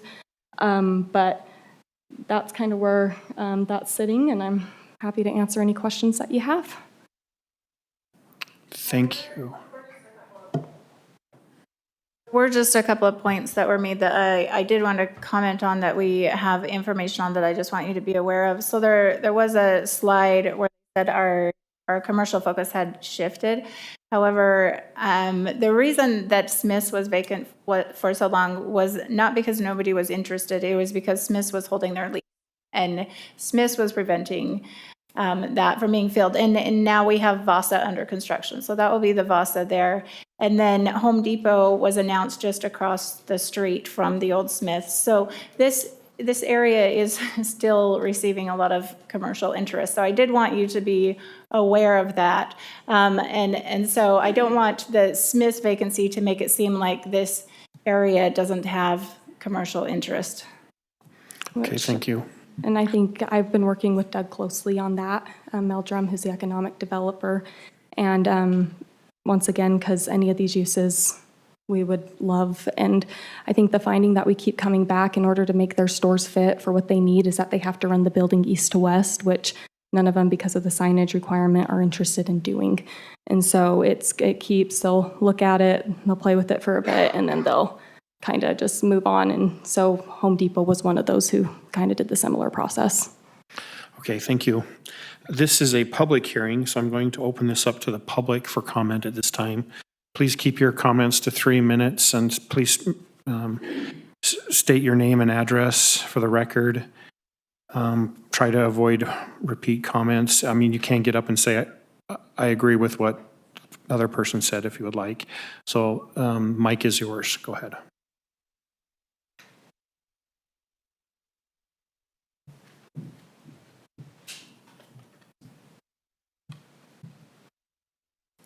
Sherry Coburn, 1482 North Venetian Way.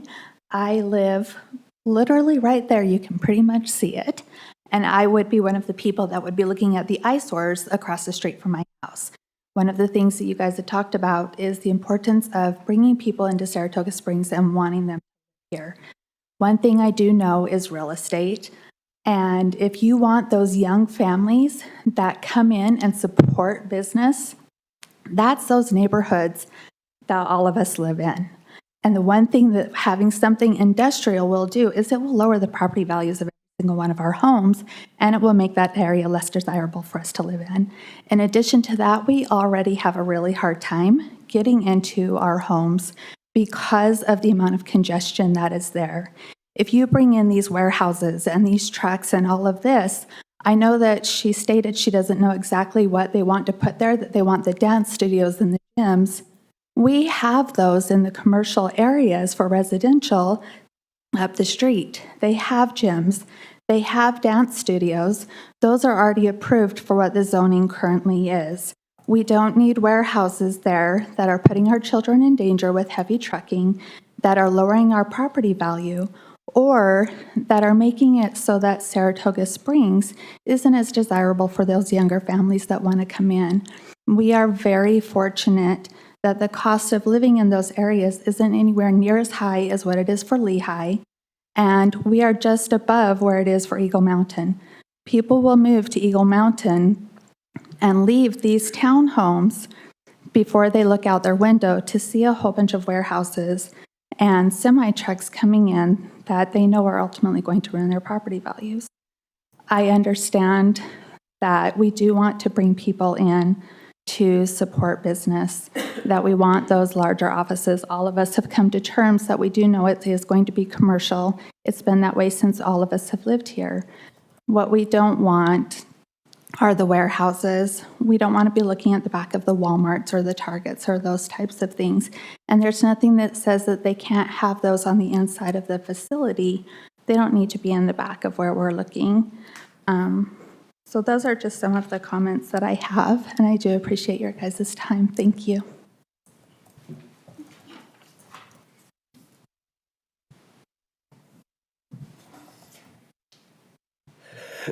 Yes, my name's Donald Lowe. I'm a retired owner of a construction company. And I live at 93 South Turnbuckle, which is not directly affected by what this development is going on. But I do have some insight that I think the commissioners should keep in mind. Number one, as a construction company, we had facilities, the same as what is allowed if you look at your chart, that will allow construction companies in that. I have seen firsthand, unfortunately, the negative impact that it has had upon the neighbors of my business of where it was located. One of the things that is difficult with residential so close as construction companies, they are all hours. They're getting equipment in and out and things like that. Even though they might be offices, there are still businesses that will have that. Also, in addition to that, if you look at your chart, it allows for pawn shops. Now, these pawn shops will be directly located across from young families who have come to this area seeking the ideals that Saratoga Springs has to offer. I know that the things that have been brought up have been their best case picture, but I have seen most of the worst case. And with the proximity of this next to the residential townhomes that these people here have bought into, is not the best use for this property. In addition to it, and again, I was a public works contractor, the roadways, which is on Commerce Drive there, was designed for the commercial traffic under the general plan approved, maybe not by you, but other commissioners. Under that particular plan, they keep track of what they call R values. And that is figured on the type of soils, the land use, the amount of uses, the heaviness of traffic anticipated.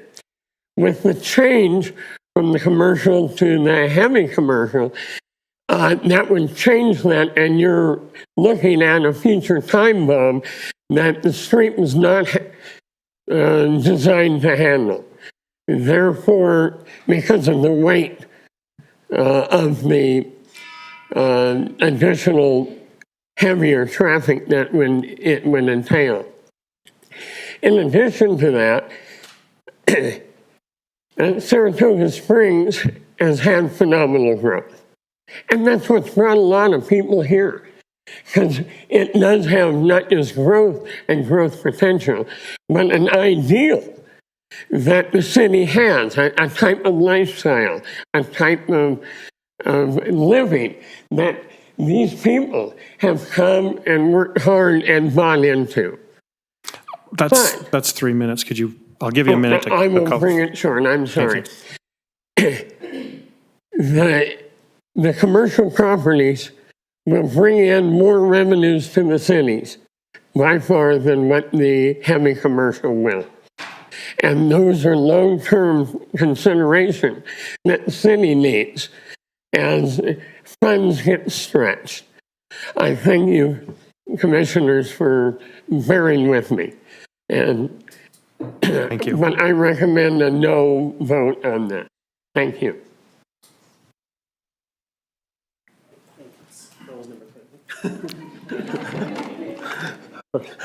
Hi, I'm Tim Stozer. I live at 364 East Alameda Way. I live in Jordan View Townhomes. Little history of me, I'm a retired deputy 3.5 years ago, 31 years in Santa Clara County, California. Just for those who don't know that area, San Jose is the heart of it, 1 million plus people. Santa Clara County is almost 6 million. I grew up there from 5 years old on for 43 years in San Jose. So for growing up and most of half of my career, I was a deputy in that county.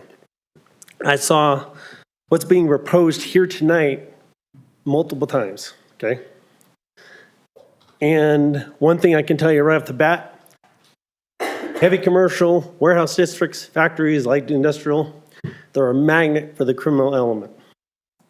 I don't know if it's because of low lighting or whatever, but drug dealers, denizens of the night, since there's so kids here, we don't want to get into more detail.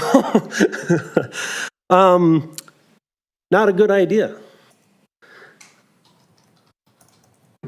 As I stated before, you put that there, everything around there, Jordan View, Eldera, Sargent, them home values are going to plummet.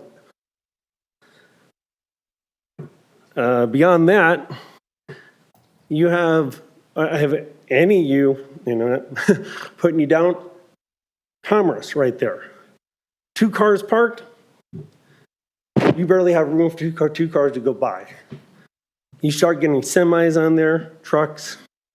It's going to be a nightmare because if you're also familiar with that street, water park, sand park, lots of green area, dozens of families, dozens of kids. That's a tragedy waiting to happen.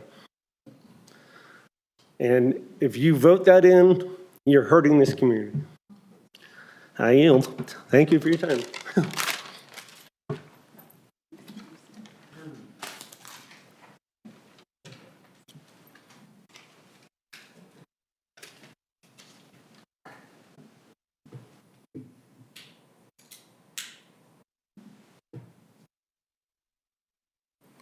Did you have to change tapes, or is it? Oh. That's our official record there, so we have to wait for that. Cool. Kristen Adair, 1627 North August. I'm in that same neighborhood in the residential home. It's a little bit of an echo from what he said, so to avoid being redundant, all personal feelings aside, just pure logistics, there are only 3 access points into that area right now. One of them, it's so small that even putting a trash can out causes you to have to play ping pong to get through. The other access points, like he said, you literally turn the truck in and you would run right into the splash pad where the little kids are playing, the sand volleyball courts where they build their sand castles. Kids are out riding bikes at night. So this would definitely impact the neighborhood. It's not just that you're moving it into a residential neighborhood, it's literally the intersection where it would be is exactly where the kids are. And so I think it's just important to call that out. Also just from a traffic perspective, yes, once the buildings are up, maybe they're lovely and they're not as bad as we think, but you have to get them up to begin with. And that's where all those trucks are going to come in with concrete and rebar and all those things. There's nowhere to bring them in. The only other access points are through parking lots with McDonald's, which won't really suit a semi-truck. And so just keeping that in mind, like even if this were built out, there's no way to even build anything in it without endangering right there in that intersection. So that's all I have. Sarah, can I have a quick request? Like, if we go back to a map. People are referencing choke points and streets or whatnot, we can all be looking at the same. I think even just the slide before had one. Oh, yeah, I can, do you have one, Gina, or is it? Is this one good? Yeah, that's great, just so we have a common reference point. Thanks. Nate Crandall, 1532 North June Street. Before I express my concern over the change in rezoning, there was a large group out here that kept rotating over, many of which were our neighbors that did need to leave. And I've brought concerns toward the Planning Commission before, and I know there's always been an open ear to wanting to get as many voices as you can. I know you want to hear those. Some started handing me notes and said, we wish we could be here. So there's just a lot of concern. And I know that that's been voices that you've wanted to hear before, and we appreciate and thank you for that. I'm not going to touch it. The traffic's been touched on, other than just to note that the access point would have to be on Commerce Drive that does circle the neighborhood. If you look at Redwood Road, it's already built in with small box retailer. And then if you look by the McDonald's on Crossroads Boulevard, there's not going to be access there. So the access points are going to have to be back by the neighborhood. And I think that's important to consider, that it's going to go in that way. And the roads are so tight, I imagine it would have to be infrastructure redone. So it's going to be more than just the development. Because if the cars are parked there, you have to wait until someone gets through and then the other gets through like that. It's very, very, very tight back in there. There's been an increase of accidents there, especially at Crossroads and Commerce. There's been a number just in the last few months, just due to the traffic and the things going through there. Ditto to the aesthetics and the property values. But back there in those townhomes, those are some of your long-term residents back in there. Summer Village and some of those neighborhoods, 2004 to 2006. A lot of individuals back there are priced out of the market. They're living there because, other than going clear out further, there's not a lot of places to go. And so that's important to take into consideration for them looking for safety for their kids and for their family. There's on the map in the north, or the top right-hand corner, that's Aldera Boulevard coming out with Commerce. There's an elementary bus stop with quite a number of kids right there on the road. And so that's important taking into, and they're all down that road too because of the number of there's a lot of young families there. And so they couldn't be moved due to the size. There's one just a couple blocks down where there's 30, 40 kids plus down there. So right there on Commerce Drive where they would need to access, a lot of kids, which has been mentioned, but the bus stop hadn't been, so I thought I would throw that in there as well.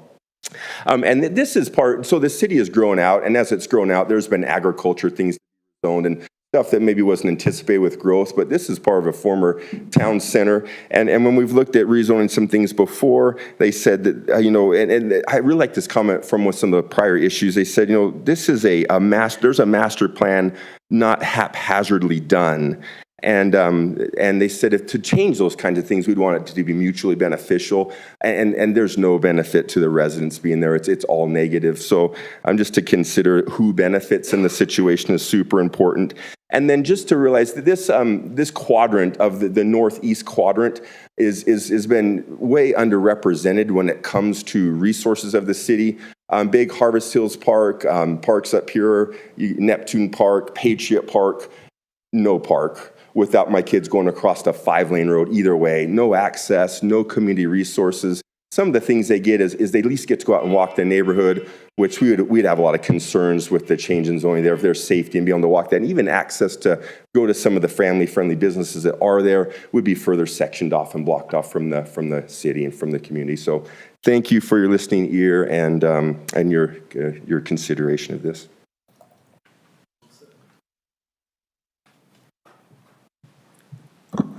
Hi, Katie Blotter, 1463 North La Palma Place, right over there.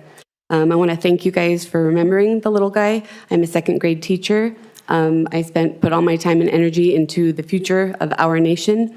I have Parkinson's, even though I'm only 41. I moved in here and found out that our little neighborhood has a history of problems and codes not being followed, even though they supposedly were when it was built. The type of soil, I'm glad that was brought up. The ground is already sinking. I grew up in the Napa Valley. I was there for the '89 earthquake. Already have felt an earthquake here. All the weight, all the trucks, it's all an issue.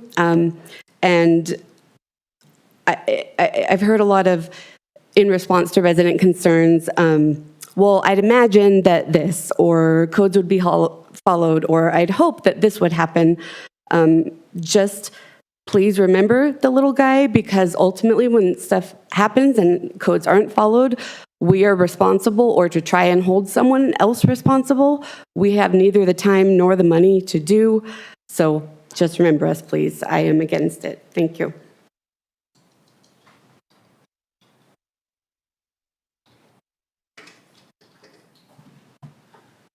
Sean Merritt, 111 East Carbonell, just right over here, in fact.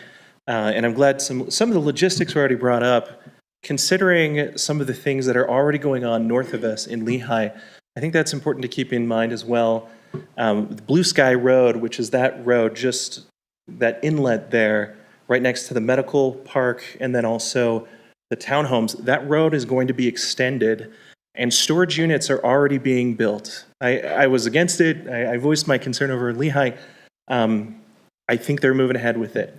So the storage units are already going to be on that side. We're going to get warehouses on this side, and it's just going to turn into what I just feel like a warehouse community area. My kids like to play at the little park right here. I know that's been mentioned a little bit before, but again, I just get concerned. I get worried about my kids. We get warehouses, other areas in here, public places where people are going to hang out, where they're going to be. Then it just becomes concerning as a parent. I did watch a semi-truck try to go through that little, you'll see that little corner right there. Took him about 3 minutes just to get through there so that he could navigate around that little thing. And it just is going to cause a lot more congestion as we get more trucks through that area. The bus stop is right there. That is where the bus stop is. And our kids wait there throughout the week for their buses just to go through. And that holds up traffic as well. So just some things to consider. Thank you.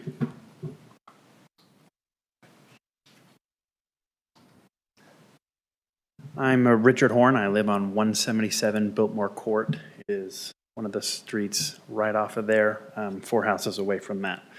I wanted to point out that I agree with so many points that have been made already regarding bus stops, children, usage of the road, what it would propose. The 2 things that I wanted to mention were, it seems like the regional commercial zoning that is currently slated for that area would fulfill most of the needs, based on Gina, right? Most of what she said, that most of the matchups of the types of buildings would fit in both anyway.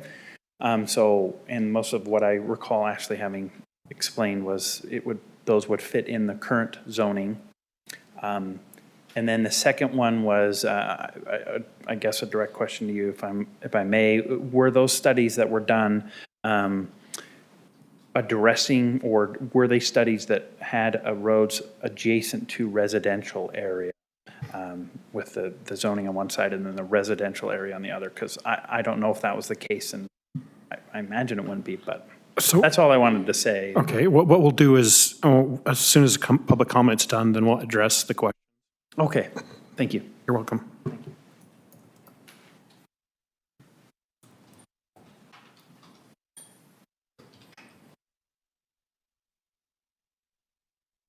Chris McKay, 1496 Venetian Way.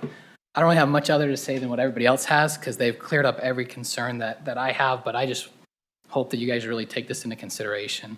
I mean, my kids grew up there. I have a 12-year-old, and we are quite concerned letting him even go out towards those roads just because of how dangerous they already are and what it's going to come to.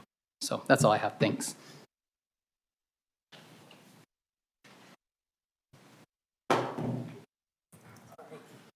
Walking into people already. Sorry. Hi, I'm Tisha Phillips. I live at 1607 Venetian Way. And my concerns are a little bit different because I have no kids. I moved here as a single professional, looking for an area where I would be comfortable walking to restaurants and shopping and stuff. And I was super excited to see stuff that I wanted coming basically into my backyard, right? I'm literally just on the other side of Commerce. So things like the pub, the About Time Grill coming in, some of those other things, that's very exciting. Then I start hearing the factories and warehouses coming in, and I start questioning safe to be able to cross the street, to cross Commerce, to be able to get to the businesses I'm trying to walk to. Also, whether it would be safe walking in the parking lot with the type of crime that the gentleman mentioned that might be there. So I do see hundreds of kids throughout our 4 town complexes down there, which is a worry that everyone else has already spoken to, but looking at walking safety, I don't think there's even enough room to consider putting in a crosswalk on Commerce. Thank you.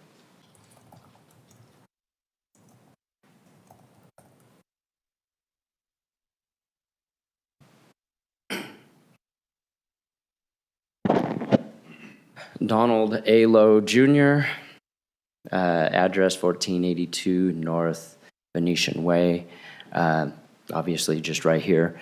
I just want to, thank everyone that came out. This is amazing, and I appreciate every one of you. You can see that our community is an amazing community. We love the community. Not everything there is perfect, but the people we have here are great, and they do care about what's there, and they care about their kids, and they care about their, where they live. I'm not going to go into everything because there's a lot of reasons not to change it, but just consider, how many people you're affecting. I don't know how many people I talked to over the last few days that said, oh, I wish I could be there. I'm working. You would probably have at least 30 to 50 to maybe even 100 more people here if they could have made it. This is really affecting us, and not in a good way. This is not the best use for this property, and I'll leave it at that. Thank you.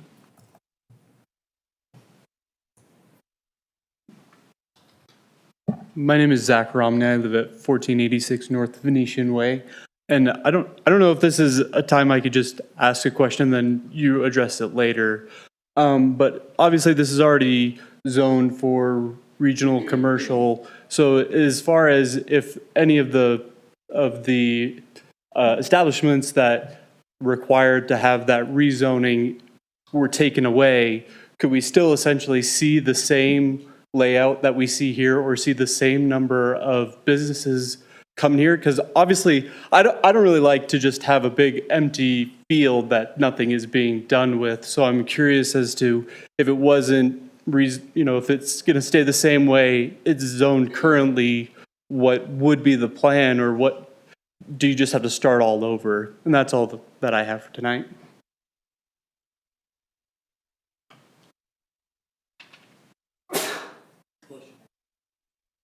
Okay, last call for public comment. I'm going to close public comment at this time. Gina, come on back up. I hate to do this right now, but if I don't take a break, I'm not going to make it because I know this is going to be a huge debate here. So, sorry, guys. So let's take... Do you want to close public comment? Yes, let's close public comment this time, and then we come back, we'll get into the questions. So before we do that, in the staff report, there was an email that was sent not in favor of this. And then we did receive a couple phone calls that were also not in favor of this rezone, just to add that to the public comment. Okay. Then I'm going to take a 5-minute break, and then we'll come back. And this is going to be a heavy debate. I can already feel that's what's going to happen.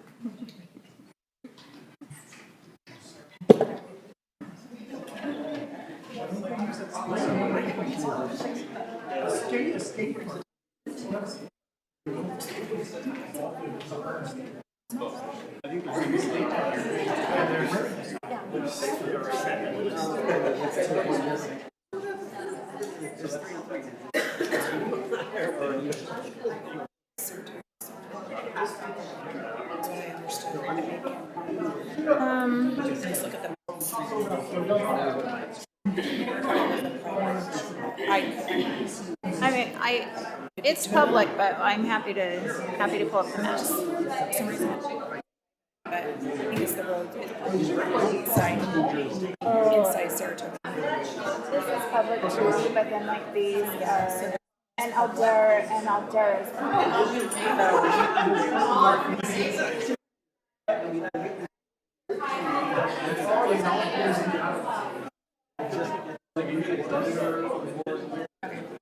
yeah, so Commerce is get closer. So Commerce. Oh, I called that out there. Alhambra, Commerce. So that's public, and this is public. Yeah, and I think this is town because I think it was when we were a town. These that are private. Yeah, those are private, and then like the roads, like in here, like Venetian is private, but that one's public. Yeah. I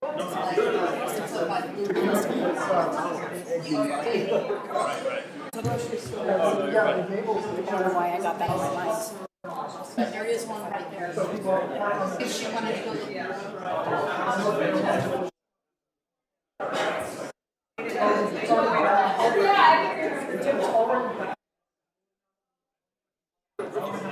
Yes. I represent the city. I'm a city planner. So the application came to me and I reviewed it. So if you go to the city's website and find the staff report that I wrote, and it will reference every single line of code that they my decision on.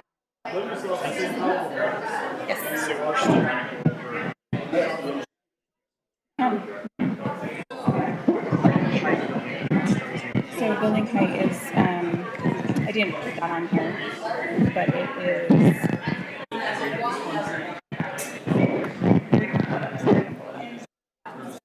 That's what she said. It could.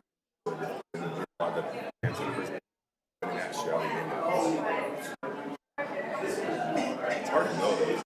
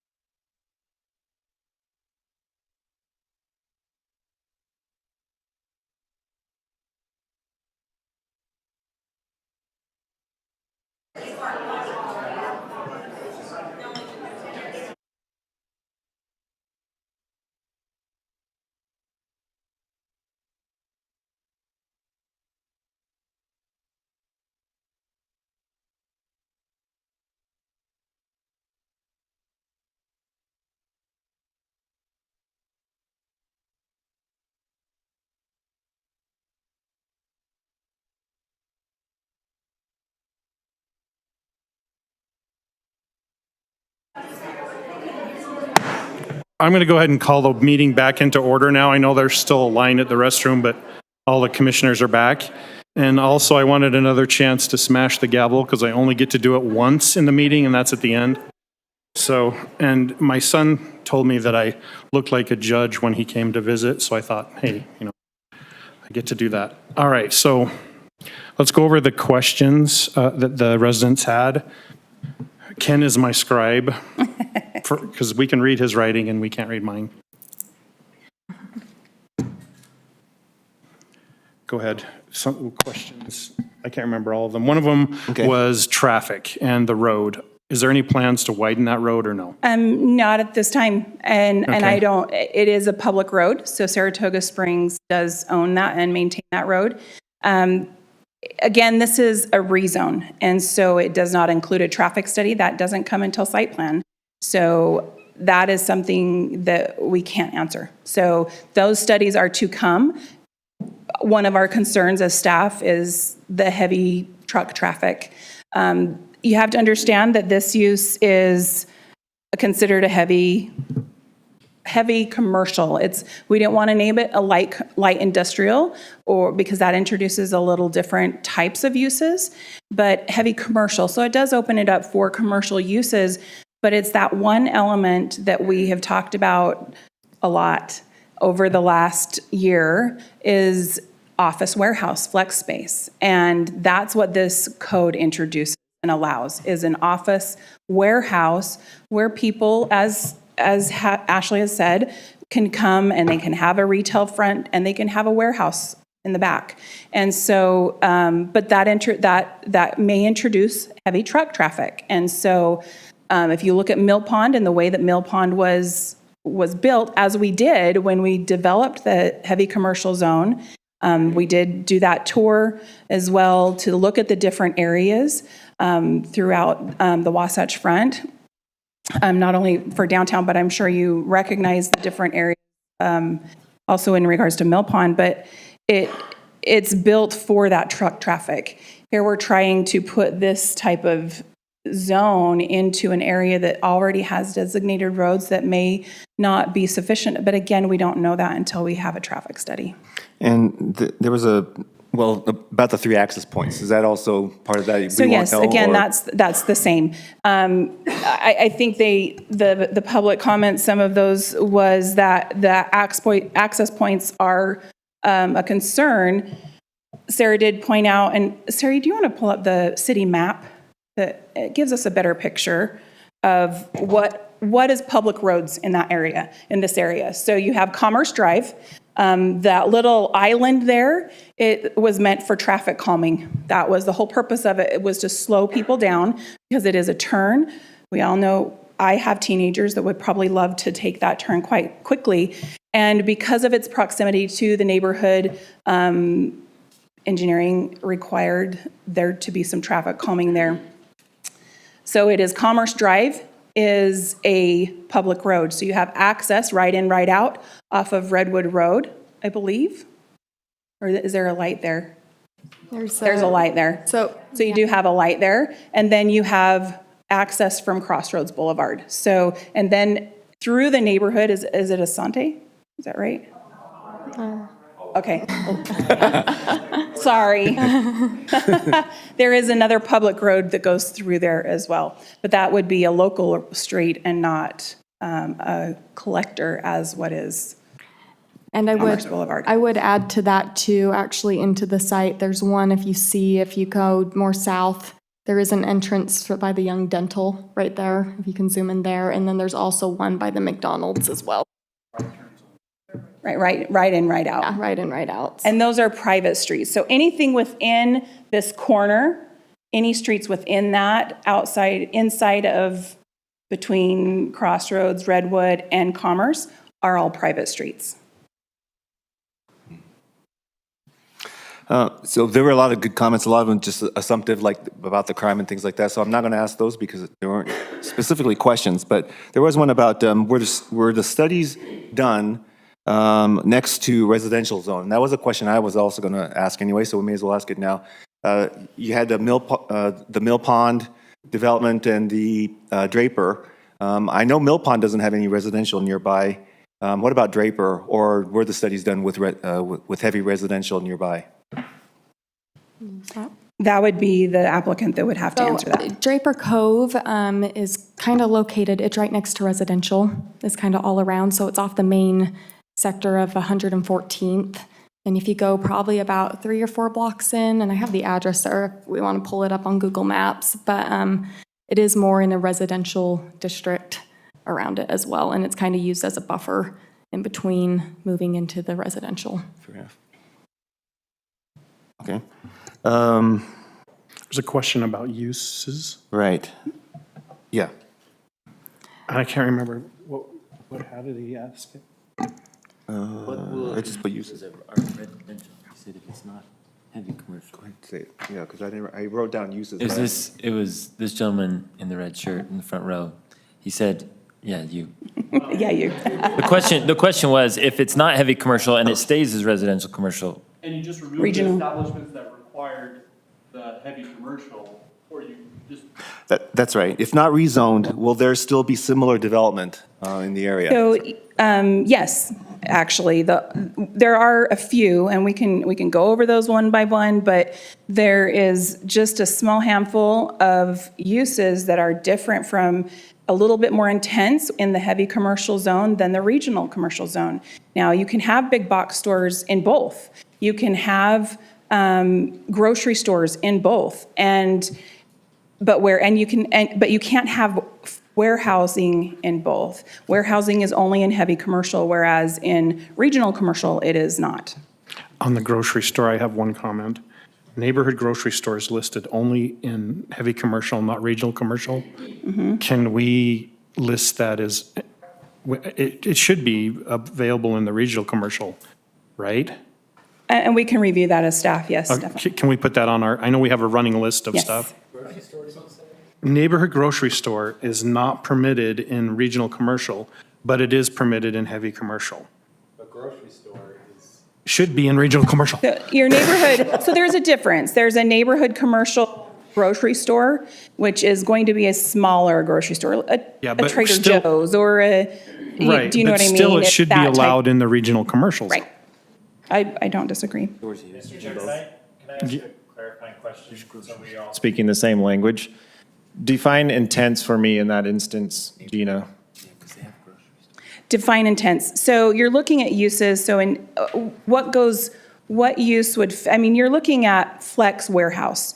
So when you're looking at warehouse, as far as a more intense use, you're looking at these, now they're allowed, you've got your retail stores, like let's use a flooring, I hate to pick on a flooring store, any type of business I hate to pick on, but if you use, for example, a flooring store, they're going to be having larger trucks pull in their supply and store it in their warehouse. And so that instigates a heavier use. So can I push back on that a little bit? So Absolutely. I'm not arguing one way or another, but I feel like we need to be very transparent because this is regional commercial. So you'll use the flooring store example. I'll use the Target example. Are the Target trucks any smaller than flooring store trucks? And or would you have more Target trucks coming into that regional commercial than you would the flooring? I would argue very much so. It's a valid point. And on intensity, on the public side, I would argue the regional commercial would be much more intense in terms of you would have my 16 and 15-year-old sons jetting over there from Westlake to, get a pair of Crocs because that's what's in right now or whatever, and speeding through the area. Correct. And that's true. So I think we need to be very clear in terms of when we use terms like intense, what we mean by that, because I would argue that regional commercial would be just as intense, if not more intense. very well than any of could these be. instances. You're correct. One thing to point out and is that you've got warehouse, you've got a flex warehouse. So each one of these units could potentially be a warehouse. They can have up to one 50,000 square foot building and then other square foot buildings. Is that how I'm reading that, Sarah? On the square footage of, it doesn't indicate in our code that they can have more than 50,000 square feet. Is that, or less than multiple buildings?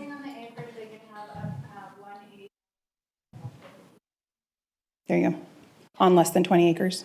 Yeah, and I will clarify on this one too, on the building size. I mean, this is what we're gonna go with here. We've done enough studies on this. None of the buildings will change. And I will say, as for the truck traffic too, is that a lot of the bigger semis come when there are loading docks on this. And when the first time we kind of came and we started thinking through this use, our buildings did have loading docks. And for this type, we have taken away those, and they're just more grade level doors. And that typically promotes more of just kind of a box truck that comes in and out. And we do have 2 shared docks, and we've made it really hard for the semi because we don't, once again, I agree, I don't want heavy traffic in here too, and I don't think it's appropriate. And so for the design, we are really trying to promote smaller intensity users, which a lot of these in the market, they may have 1 truck a week, might be their max of what they're getting. And that's if not, a lot of them have like once every 2 weeks. So Commissioner Ryan, to kind of verify my intense definition, Yeah. is they can have multiple warehouse units here. Now, this is, again, I have to reiterate this, and Ashley heard me beating that drum earlier today, this is a concept that they've submitted. This is just for reference. This does not mean that that's exactly what is going in there. And I want to believe Ashley is going to put that in there, but this is a rezone request. And so this is not necessary. They could sell the property tomorrow, and they could put heavy commercial, Yeah, the next owner can come in. 50,000 square foot buildings in it, and then you're going to have that office flat warehouse space, and it could totally turn into a warehouse. That's what's allowed. Again, I don't disagree with you, and that's. No, I appreciate that, and I think that's wanted an that excellent point that clarification. you made there. I just want to get us on the same page in terms. Absolutely. Can you clarify also, I know this was brought up when it comes to where it's facing, when it comes to regional commercial compared to heavy commercial, like the way the buildings are faced, like the back or the front or the middle of the property, how is that? That's completely, I mean, granted, they have to do a site plan, and So it doesn't matter if it's they have to do a traffic study. It's not something that we necessarily indicate. We have site code, architectural standards, and that type of thing within our zone, or our ordinance, to help dictate some of that. But orientation on the lot isn't necessarily one of them. Okay. If you put a big box store in there, they are going to probably want vision from the main roads. And so that does put that backing there. Now, but what's to say a warehouse doesn't come in and Uses, yes. puts the man doors on Commerce Drive? And do you know what I mean? There's a lot of back and forth here that we could go in regards to regional If there was commercial. one, Right, okay, right. perfect, And thank you. I think both have their setbacks. The applicant might have some feedback, because I think you mentioned in passing in what you've tried to bring into there, the feedback is always basically the same, that it has to be oriented, I think you said in an east-west fashion, is that correct? Yeah, in order for them to get their parking counts to work. Okay, thank you. So, I mean, then at that point, the back of the building will be facing north, kind of toward where the park is. So this wasn't specifically a question, but Blue Sky, Sean, I think it was, your name was Sean, talked about Blue Sky Road will be extended, and that there are already storage units being built by Lehigh. Has that been part of the consideration, or was that in consideration? No. My recommendation is solely based off of Title 19. Okay. And a lot of folks mentioned the tight corner is a bus stop. Again, you mentioned that there's really nothing we're going to do about it. Until a traffic study is done for that property and takes that into consideration, there's not any evidence that we can back that. Okay. I apologize if I missed any I believe those were all the questions. Of course, there were a lot more comments, but they weren't specifically comments. No, I just got handed one. Oh, so okay. it's okay All if I right. address it. Sure. Please read it. And Okay, perfect. So the question says, you mentioned the Draper area had a buffer between residential, oh, my mic died. What buffer would we have? And so in that instance, what we're talking about is that there, on that 114th, there's a lot of heavy, I'm trying to think what's up there. You have kind of, as you go down that road, there's the Smiths, there's like the Home Goods, the Down East Furniture Store, and all of those, the Tide Dry Cleaners, and they kind of go down that area. And so as it kind of starts branching out this way, this development's kind of located in there, and it's going from heavier, where they have big parking lots to accommodate the traffic, then it kind of moves into this one, and then it goes into the residential. So that's kind of the buffer, is just actually the use. Is that what Draper's using into going in there? Does that make sense? Okay. Okay, so Mr. Chair, there was one more question that I thought was interesting. That's, the gentleman's name was Donald, I believe. I'd be interested in some preliminary information around this as well, but he asked, what does the retail bring to the city versus the office warehouse in terms of revenue? Has there been any sort of independent So studies? from our Economic Development Director, Doug Meldrum, office space, or sorry, not office space, but warehouse type businesses don't bring as many employees as retail. So that's. Was it Draper Peaks that what did you say in Draper? It's Draper Cove. Draper Cove. So with that comment, office warehouse doesn't bring in as many people as retail. So we can leave this as regional commercial. And it could be a movie theater, it could be a car wash, it could be a hotel, it could be. Let's wait on, let's get the resident stuff and then we'll do ours. Sorry to bring you in. Okay, is that all the resident questions? Yeah, I think Commissioner Kilgore had everything else on my notes that I took. All right, I so I'm actually gonna, had that revenue one, but I didn't think of it as a question, but I thought that's a good point that you brought it up. all right, so what we're gonna do now is I'm gonna shut everybody's microphones off up here and then I'll open this up for comments and questions from the planning commission now that we've addressed the resident questions. Sir, can I ask one more? Well, I've closed public comments, so technically I can't, sorry. I have to keep some sort of decorum. No, you're right, you're right. I first time ever here, so I wasn't. All right. Commissioner Anderson. Okay.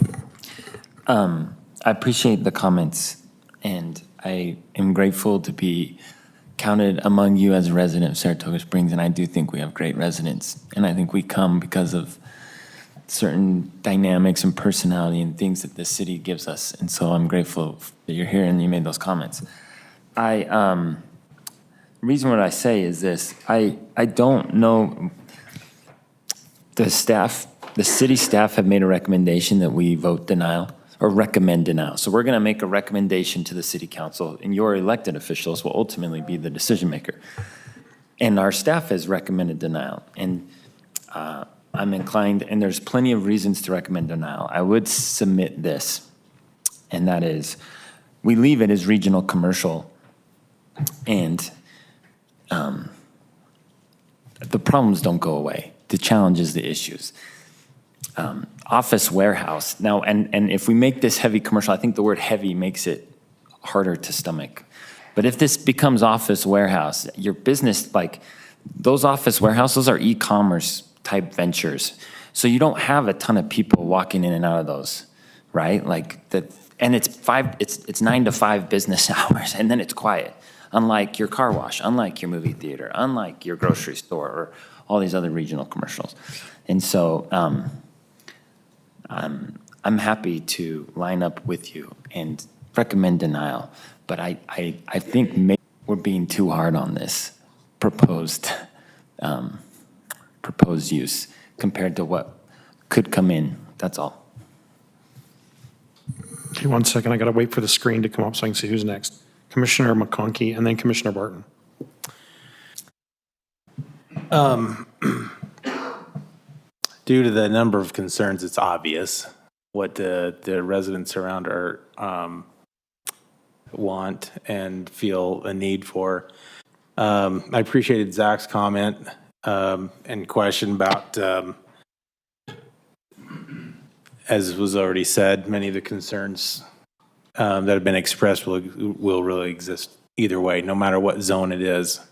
And so really it would be left up to our amazing staff and Gina, you've done a fantastic job. We appreciate you navigating through this. Up to the staff and most especially the developer to seek to create a positive environment.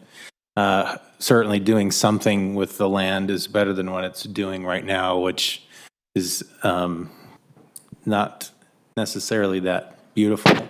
And it's not providing us with any jobs. It's not providing any revenue to the city. It's just sitting there.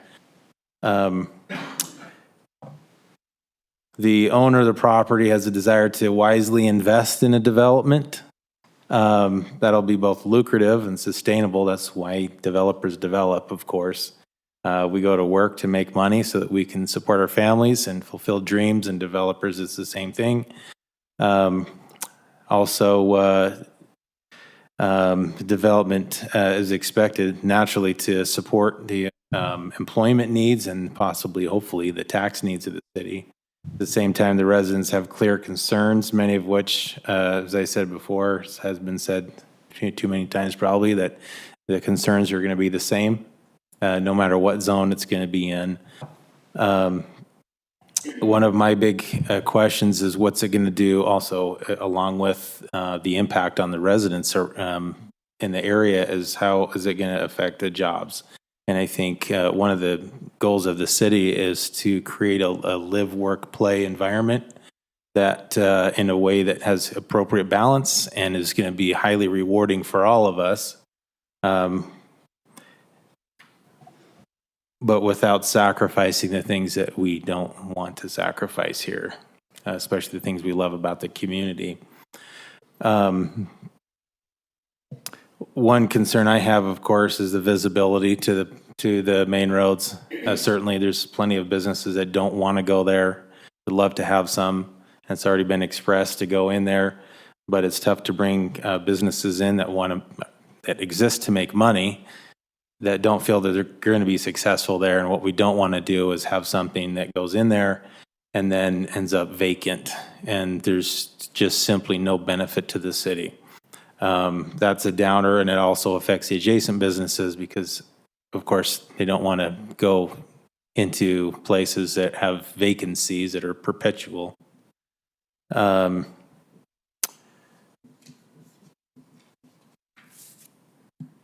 I think that's the bottom line. I think that certainly it's well worth considering all of the public comment of the residents that are most affected and see it more often than most of us. That said, my last comment, again, whatever the commissioners decide, I don't know that either zone is going to affect that much. But as long as the public good is being served, I think that it would be good to align with the desires of the residents, and I think that there can be a win-win opportunity there. That would be my hope. That's all I have to say. Thank you, Commissioner McConkey. Commissioner Barton, then Commissioner Kilgore, and then Commissioner Ryan. Well, first off, I want to say there should be a dog park in a park right there, but whatever. I know it's on for an hour. For me, because I use that road often because I live in Harvest Hills, and so my doctors, my dentists, UPS, everything's down there, right? So I'm using that road all the time. And so I like that open. Just a dog park, but I know that can't happen. I know it's RC. But traffic number one is the biggest issue there. Again, I drive that road all the time, and there's always cars parked there. If that's in, I don't know if it's supposed to be, I don't know if they're supposed to be, I don't know if they are. I know it will never be enforced because things like that are usually at the bottom of the barrel. Fine. but there's always cars there, that little round, there's just zero possibility right now that there could be big trucks that go through there. Well, not zero, because I've seen them try for a very long time when they're doing it, right? Because again, I use that road often. And anyway, and for me, and I'm glad that Commissioner McConkey said that, there's just no reason to change it. I mean, we have residents here. This is like one of the bigger turnouts that we've seen, and it's a smaller community.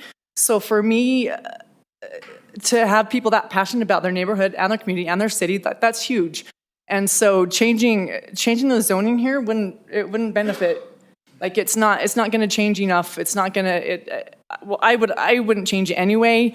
But seeing everybody here and getting their comments, I just feel like it is a win-win if we just keep it. Like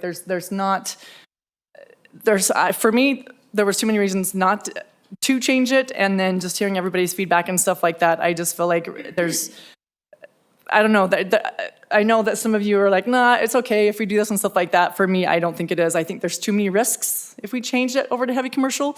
There's risks when you have just keeping a regional commercial as well. So we'll just keep it at that, and that's how it is. The Draper thing, like there is a buffer, but it's not the same type of buffer that we would get here. It's not, it's different. I mean, there's residential by, again, I hate it, it's throw this out there, but I drive a lot, and so I see this kind of stuff, and there is a buffer, but it's not the kind of buffer that we'd want right there in our community, is how I look at it. So anyway, I'm with the city on this, where I would forward a denial for this. So there's my comments.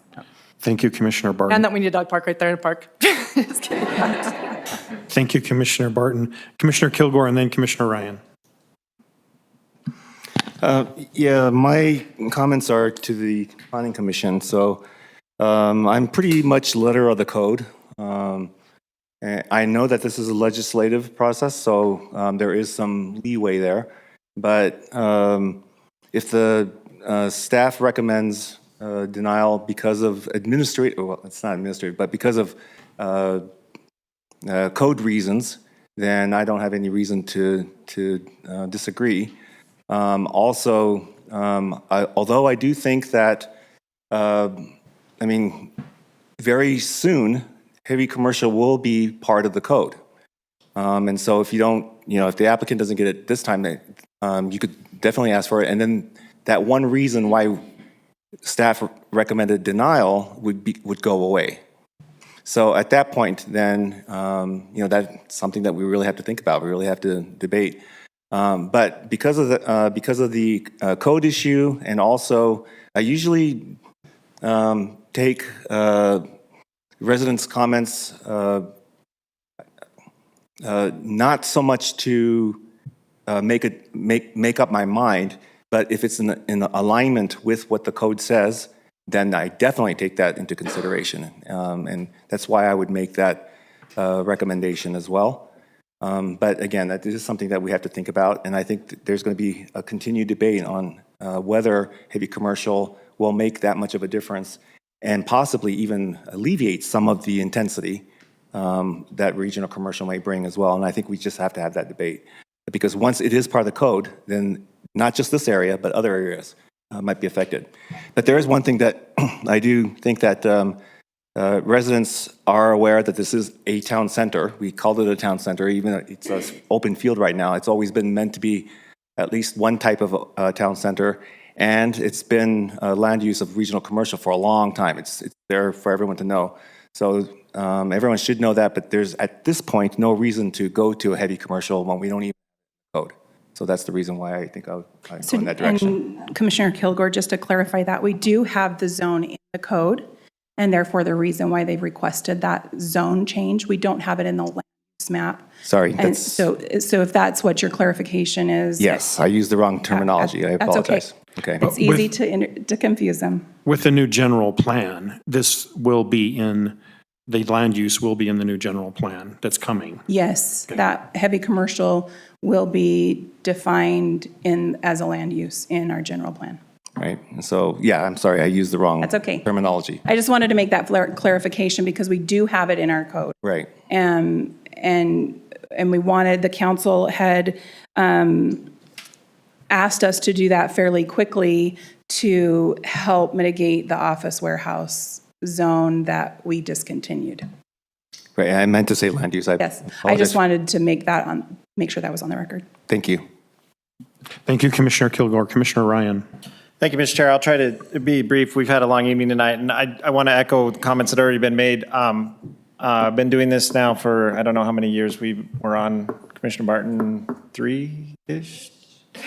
It's like record turnout. It's like a party here tonight. So pretty awesome. It's great to see citizen engagement. It's wonderful to have the feedback from all of that. So I want to thank all of you. You're taking time out of your evening because you care about your city, you care about your community, and it's appreciated. And so do we. We're volunteers. We come up here. We serve in a volunteer capacity. We're not experts by any means, but we're just fellow citizens that want to try to get our city to a good spot, and a better spot than we're already in, because we are in a good spot. There's a few things that I just wanted to comment on. From the petitioner side, I feel in the presentation, I appreciate what was given, but I don't necessarily agree that there's been a shift in the retail areas. I do think that this area is prime for retail still, with some of the things that have been mentioned that are changing, including the Home Depot coming in, the Smiths finally changing over to a more acceptable use instead of an empty warehouse as a Vasa. I think there's a lot of good things happening in the area. So I feel like this is a great spot for retail. That was my one piece of feedback for the petitioner. For the city, I have a couple of things. One, I really feel like, so I'm going to put this out there because for me, words matter. And I feel like we really missed the boat on using the words heavy commercial for something like this. Because if I tell you the words heavy commercial versus office warehouse, I can guarantee you that we would not have as many people here if we were changing this to an office warehouse from a regional commercial, just because of the connotation that comes with the words heavy and commercial. Okay. And so we're trying to accomplish something here by having a slot for office warehouse, but I feel like we missed the mark, man. Like we shot 200 yards past that bull elk, and now we're reaping the consequences of that. Because for me, like when I'm trying to understand the distinctions in this chart that we've been given between regional commercial and heavy commercial, and I circled all the areas. So construction services, contractor services are allowed in heavy commercial, but not in regional commercial. Why? Because of the warehousing. It's really because of the warehousing. And External warehousing? No. Or internal warehousing? Internal. No, the heavy commercial allows the warehousing, like allows the majority of the space, all but 10%, to be a warehouse. And we do have definitions to clarify some of this. And we don't allow that in the regional commercial. Okay, so I can appreciate that distinction, and I can see the home for that is basically my point. Like, I understand that. Exhibition center is the next one where there's a distinction. I can understand the reason why we want to have a distinction there. The next one is a neighborhood grocery store, and we've pointed that out earlier this evening, why it's under heavy commercial, not regional commercial. I don't quite understand, but that's one of those. And that one, I know that it was mentioned to maybe revisit that. It was something that was just visited, and we were asked to take it off. So yeah. Just food for thought, some homework as we go through, and because this is new territory for us, which I'll get to in just a moment. The next one is office, and again, we use some subjective terms. High intensity. What does office high intensity mean? We would have to look up the definition on We that. do have a definition of that. That would be something similar to a call center. To a call center. So that by intensity, we mean the number of people that would be housed in said office. Yeah, and there's a definition in our definition section, and it's really referring to something like a large call center. Okay. Next is the public building and the facility. I think I understand that, even though it's a public building and we put it under a commercial designation, I'll let that ride. I can understand. Pawn shop, I can understand why we were trying to limit there. Printing, that's one that makes a lot of sense to me under heavy commercial. I get that. Research and development, I could see that as well. And then we come to what we're really trying to just work ourselves around in, and I think we've tied ourselves in knots because there's some personal opinions and there's people that are very strongly opposed to the office warehouse, and we're trying to corner these kind of applications into a little box and make it work. So I feel like we've really worked ourselves into something here with heavy commercial. I would love to re-examine why we use those terms and what else may or may not fit into that, because for me, I have a hard time with the majority of those drawing the distinction between the two. And I'll just leave that at that. The thing that our job, I feel, is to be as transparent with the public as possible, and I really do feel that all of the concerns, the majority of the concerns, which are very, very sensitive, which I am not dismissing, in terms of the safety of the children, in terms of the access, in terms of traffic, in terms of what's coming in around you, I do feel that regional commercial puts you in a worse position. I really do, for all of those things. And again, it's not guaranteed, because our petitioner here could sell the we could approve it and they could sell the property tomorrow and we could have an entirely different concept plan. That's part of this planning process. But I feel like we need to put that out there so that everyone understands, because if you're talking about a major retail organization of whatever nature coming into there, that's driving a lot of those jobs, that's driving a lot of the public into those areas, that are having people whip around that corner that has the island in there, I feel like you get a lot more people through there with a regional commercial application. I do feel like it needs to be said tonight as well that we have to recognize part of our job is to balance the property rights of the owner as well. So we have a petitioner here. I want to thank the petitioner for that, because you do have rights that are invested with your property, and that's important for us to recognize from the Planning Commission.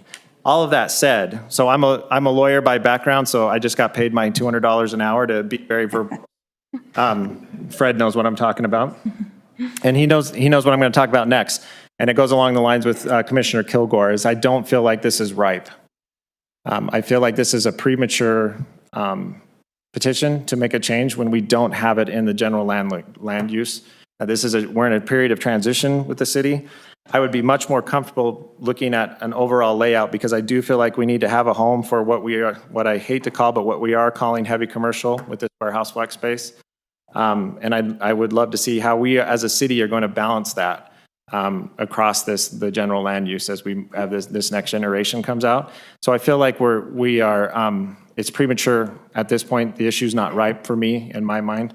With that said, I would rather see a continuance, or I'd rather see this move forward to when we do have the right tools in place to be able to examine those kind of balancing issues across the city itself.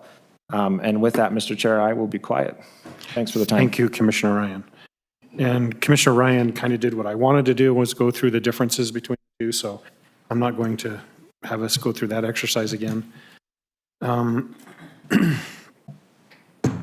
At this time, I'm just going to, if there's no other questions or comments from the commission, I'll entertain a motion. Go ahead. Yeah, I think we've gotten a great amount of comment and feedback, and I've already talked to Sherry. I would like to meet with everybody and do an open house and kind of talk. We want to be good neighbors here, and I know everyone's saying that I'm going to sell it tomorrow, but I've been here for 5 years this through. So, but I'd like to make sure that it's a win-win for everybody here. And so with that, I would like to see if I could table and then maybe be able to work with these citizens and come back with another kind of a plan that we can kind of work together on. Okay, Fred and Gina, I need to know what motion to ask for here. It would be one of the alternate, so there's a continuance. You can continue to a certain date that you name, or you can table it and the applicant can come back, just as it was done with Northern Frontier Business Park. Okay. Can I ask a question, Mr. Yes, Chair? Commissioner Ryan. So certainly options of continuance on the table. If we do forward a recommendation of negative, but can we clarify on record as to why? Because my negative isn't necessarily that I don't think that this might better actually serve the area in terms of all the concerns that were stated here tonight, but that it's not ripe yet to be able to come with this petition. Does that make sense? You can. But in so doing, does that preclude? You can add findings. Back? You can add your findings. Generally, we base our findings off of code.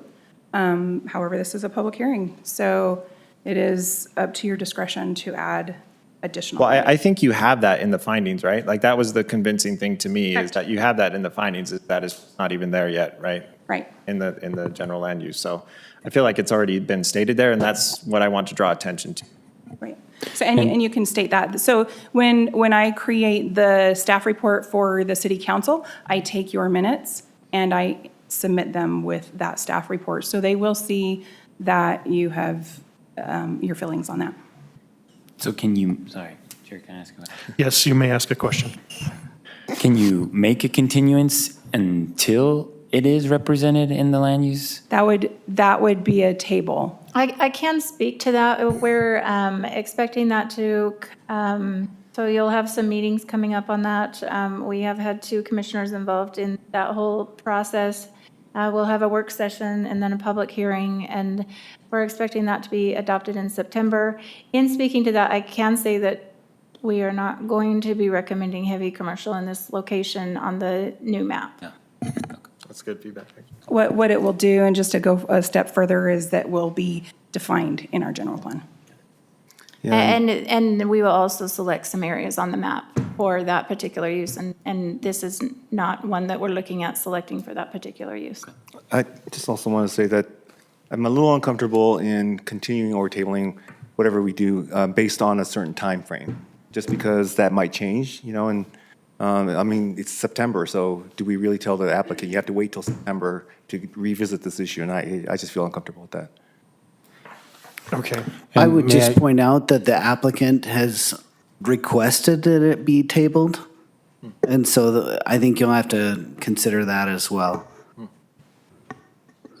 Like maybe ask what you would like. Timing. Yeah. You know, I think this property has sat for 20 years plus now at this point, and so I would really like to see something here too, but we want to make sure that it's right. I'm local to the area too, and so I'm invested in the too. I'm not an outside, group, and so September is a very long time, and I think that there's a lot of great work that we can do all together before then. So, yeah, I would prefer not to be continued till September and not be able to come back. Okay. That helps us, I think.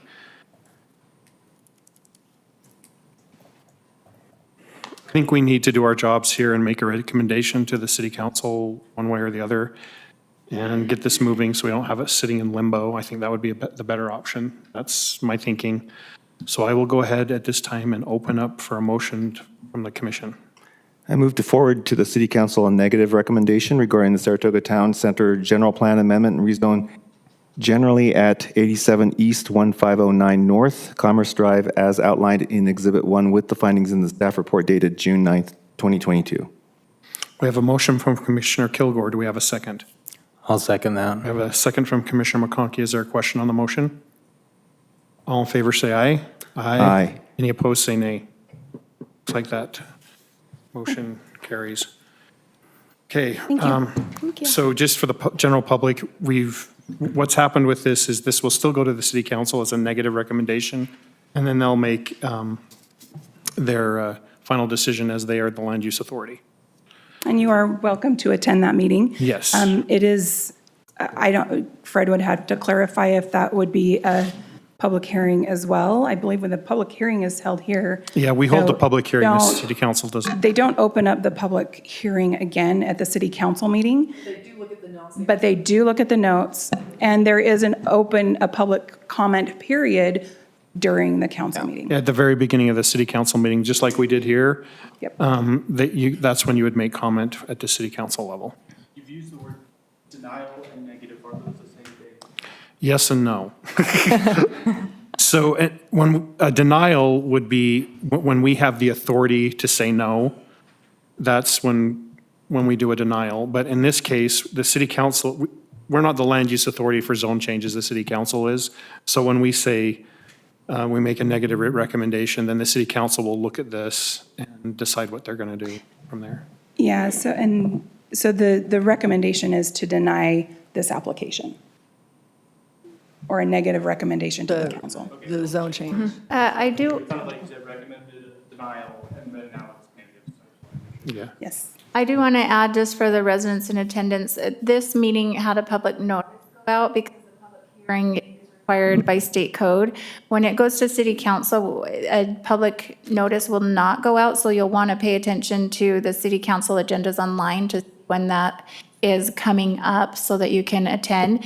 Our next city council meeting is July 19th.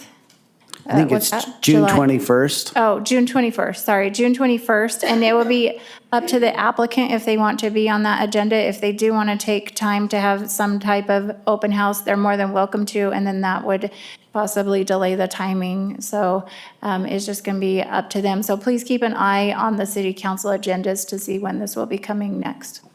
So Ashley had mentioned doing an open house. How do we facilitate?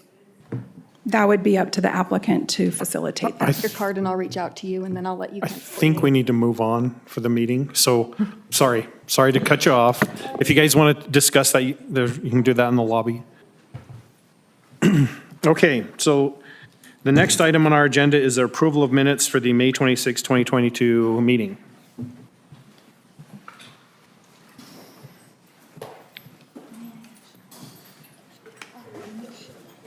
Mr. Ryan, did you have a question? I would just like to make a motion. I'm very hopeful we don't have any edits. Oh. We have a motion to approve the minutes for May 26, 2020. Second. We have a second. Okay, do we have a question on the motion? Yeah, if you have edits, Have a get change. edit. Yeah, and I couldn't send it to you by email because I just was lazy. Gotta amend it. Oh, let me get to it, sorry. Minutes.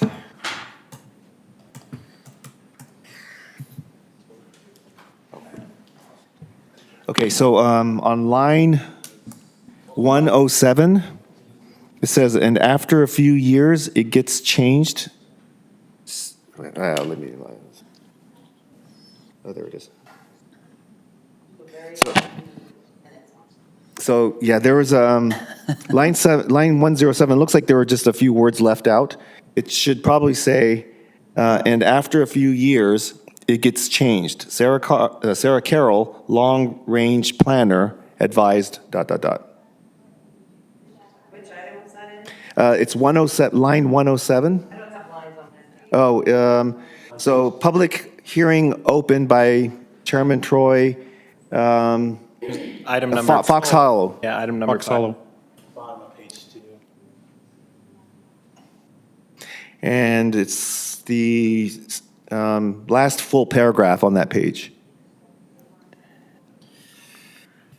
And the sentence was, and after, where does it say, and after a few years? No, it says, and a few years it gets changed, and a few years it gets changed, Sarah Carroll, long-range planner advised that, blah, blah, blah. So, yeah, I think it's like, After. yeah, and after a few years, comma, it gets changed, period. And then Sarah Carroll, long-range planner. Yeah, sorry I didn't send that to you. That's it for me. Okay, so we have a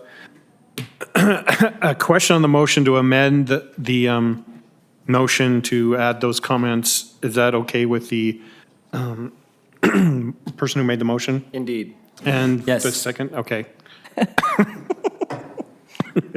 Sorry, I'm choking to death here. All right, all in favor, say aye. Aye. Any opposed, say nay. All right, that carries. Reports of action, do we have any reports of action tonight? Sarah? No. Commission comments, I'm going to defer to Ken for him to make an announcement about what's happened in the planning department. Excuse me, thank you. We have, through much interviewing of many applicants. Extensive search. Extensive searching, we decided to offer the position of planning director to Sarah Carroll, which she has accepted, so. Just kidding, she was the only one that we wanted, so. But we're very happy for that we decided that and that she accepted it, and she has already done a lot as far as setting goals and helping the other planners.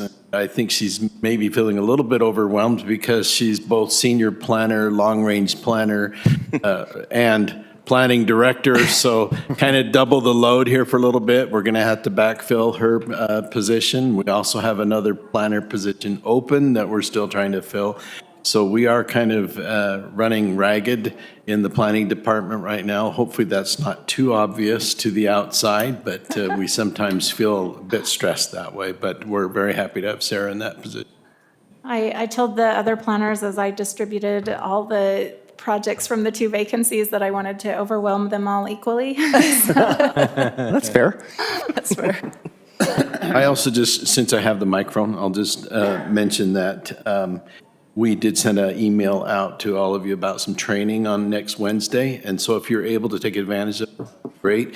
If you recall, we do have a requirement to have you fulfill a certain amount of training throughout the year. We don't want to do what we did last year and say, it's December, you got to hurry and get this done, you know? So this will count for a portion of that, and then we'll try to give you some more opportunities before it gets late in the year to fulfill that. That's awesome. Thank you. To get credit, is registering enough, and then we'll get credit for having attended, or? Yes. Just self-report the credits. Fred made a form that I still have. Yeah, do we use that same form and just fill it out and say, okay. Gosh, I forgot about Yeah, just submit it to Ken, to the Okay. planning, or Sarah. Or Sarah.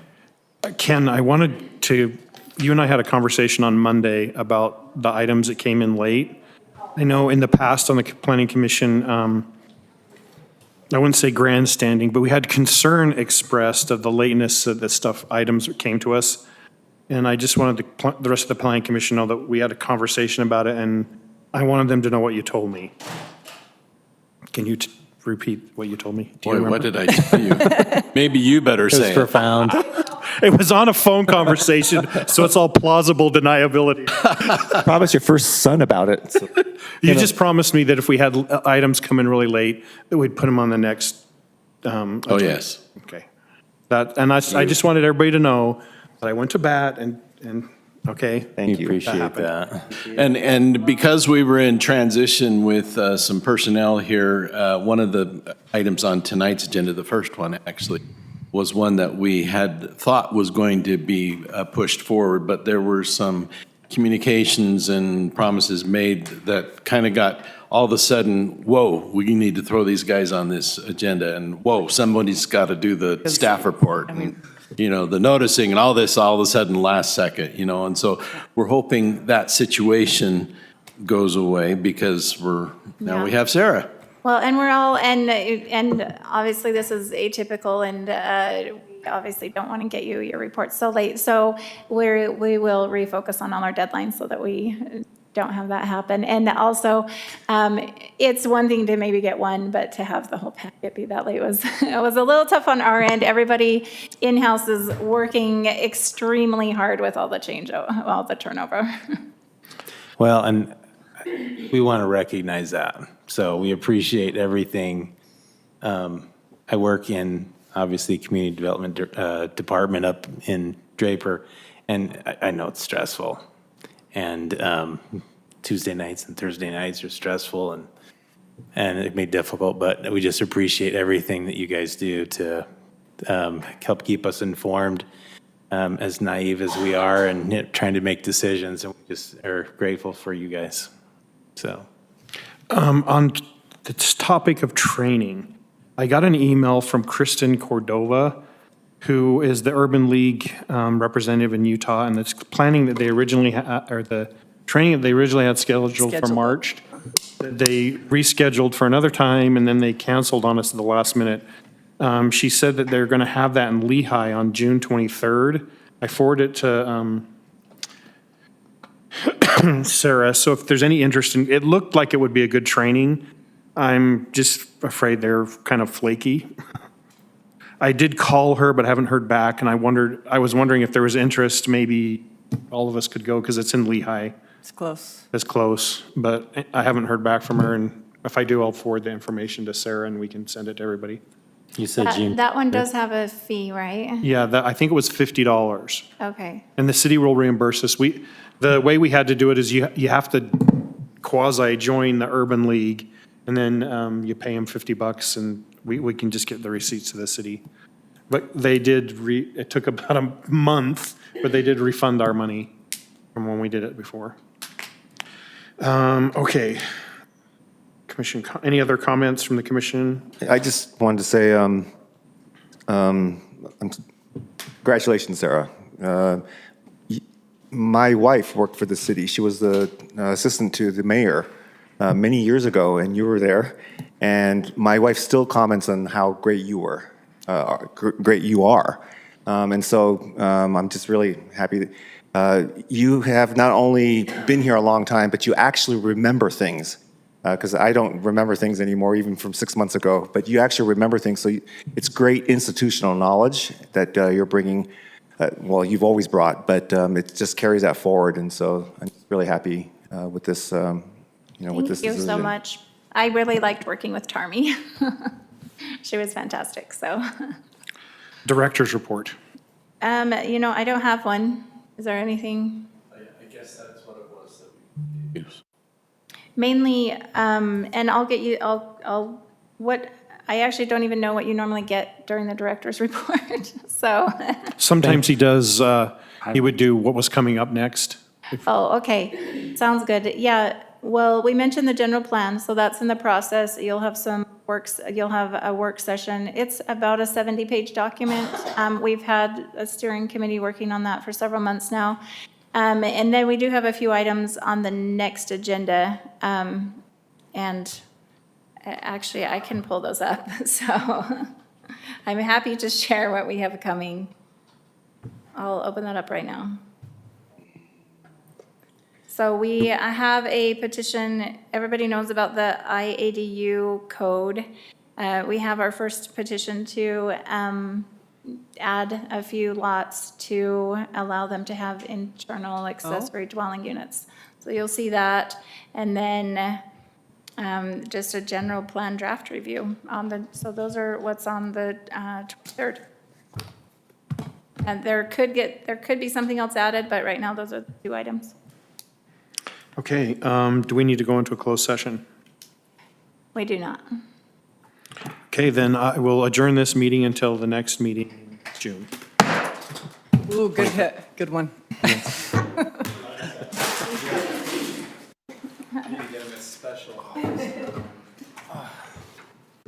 We just skipped it.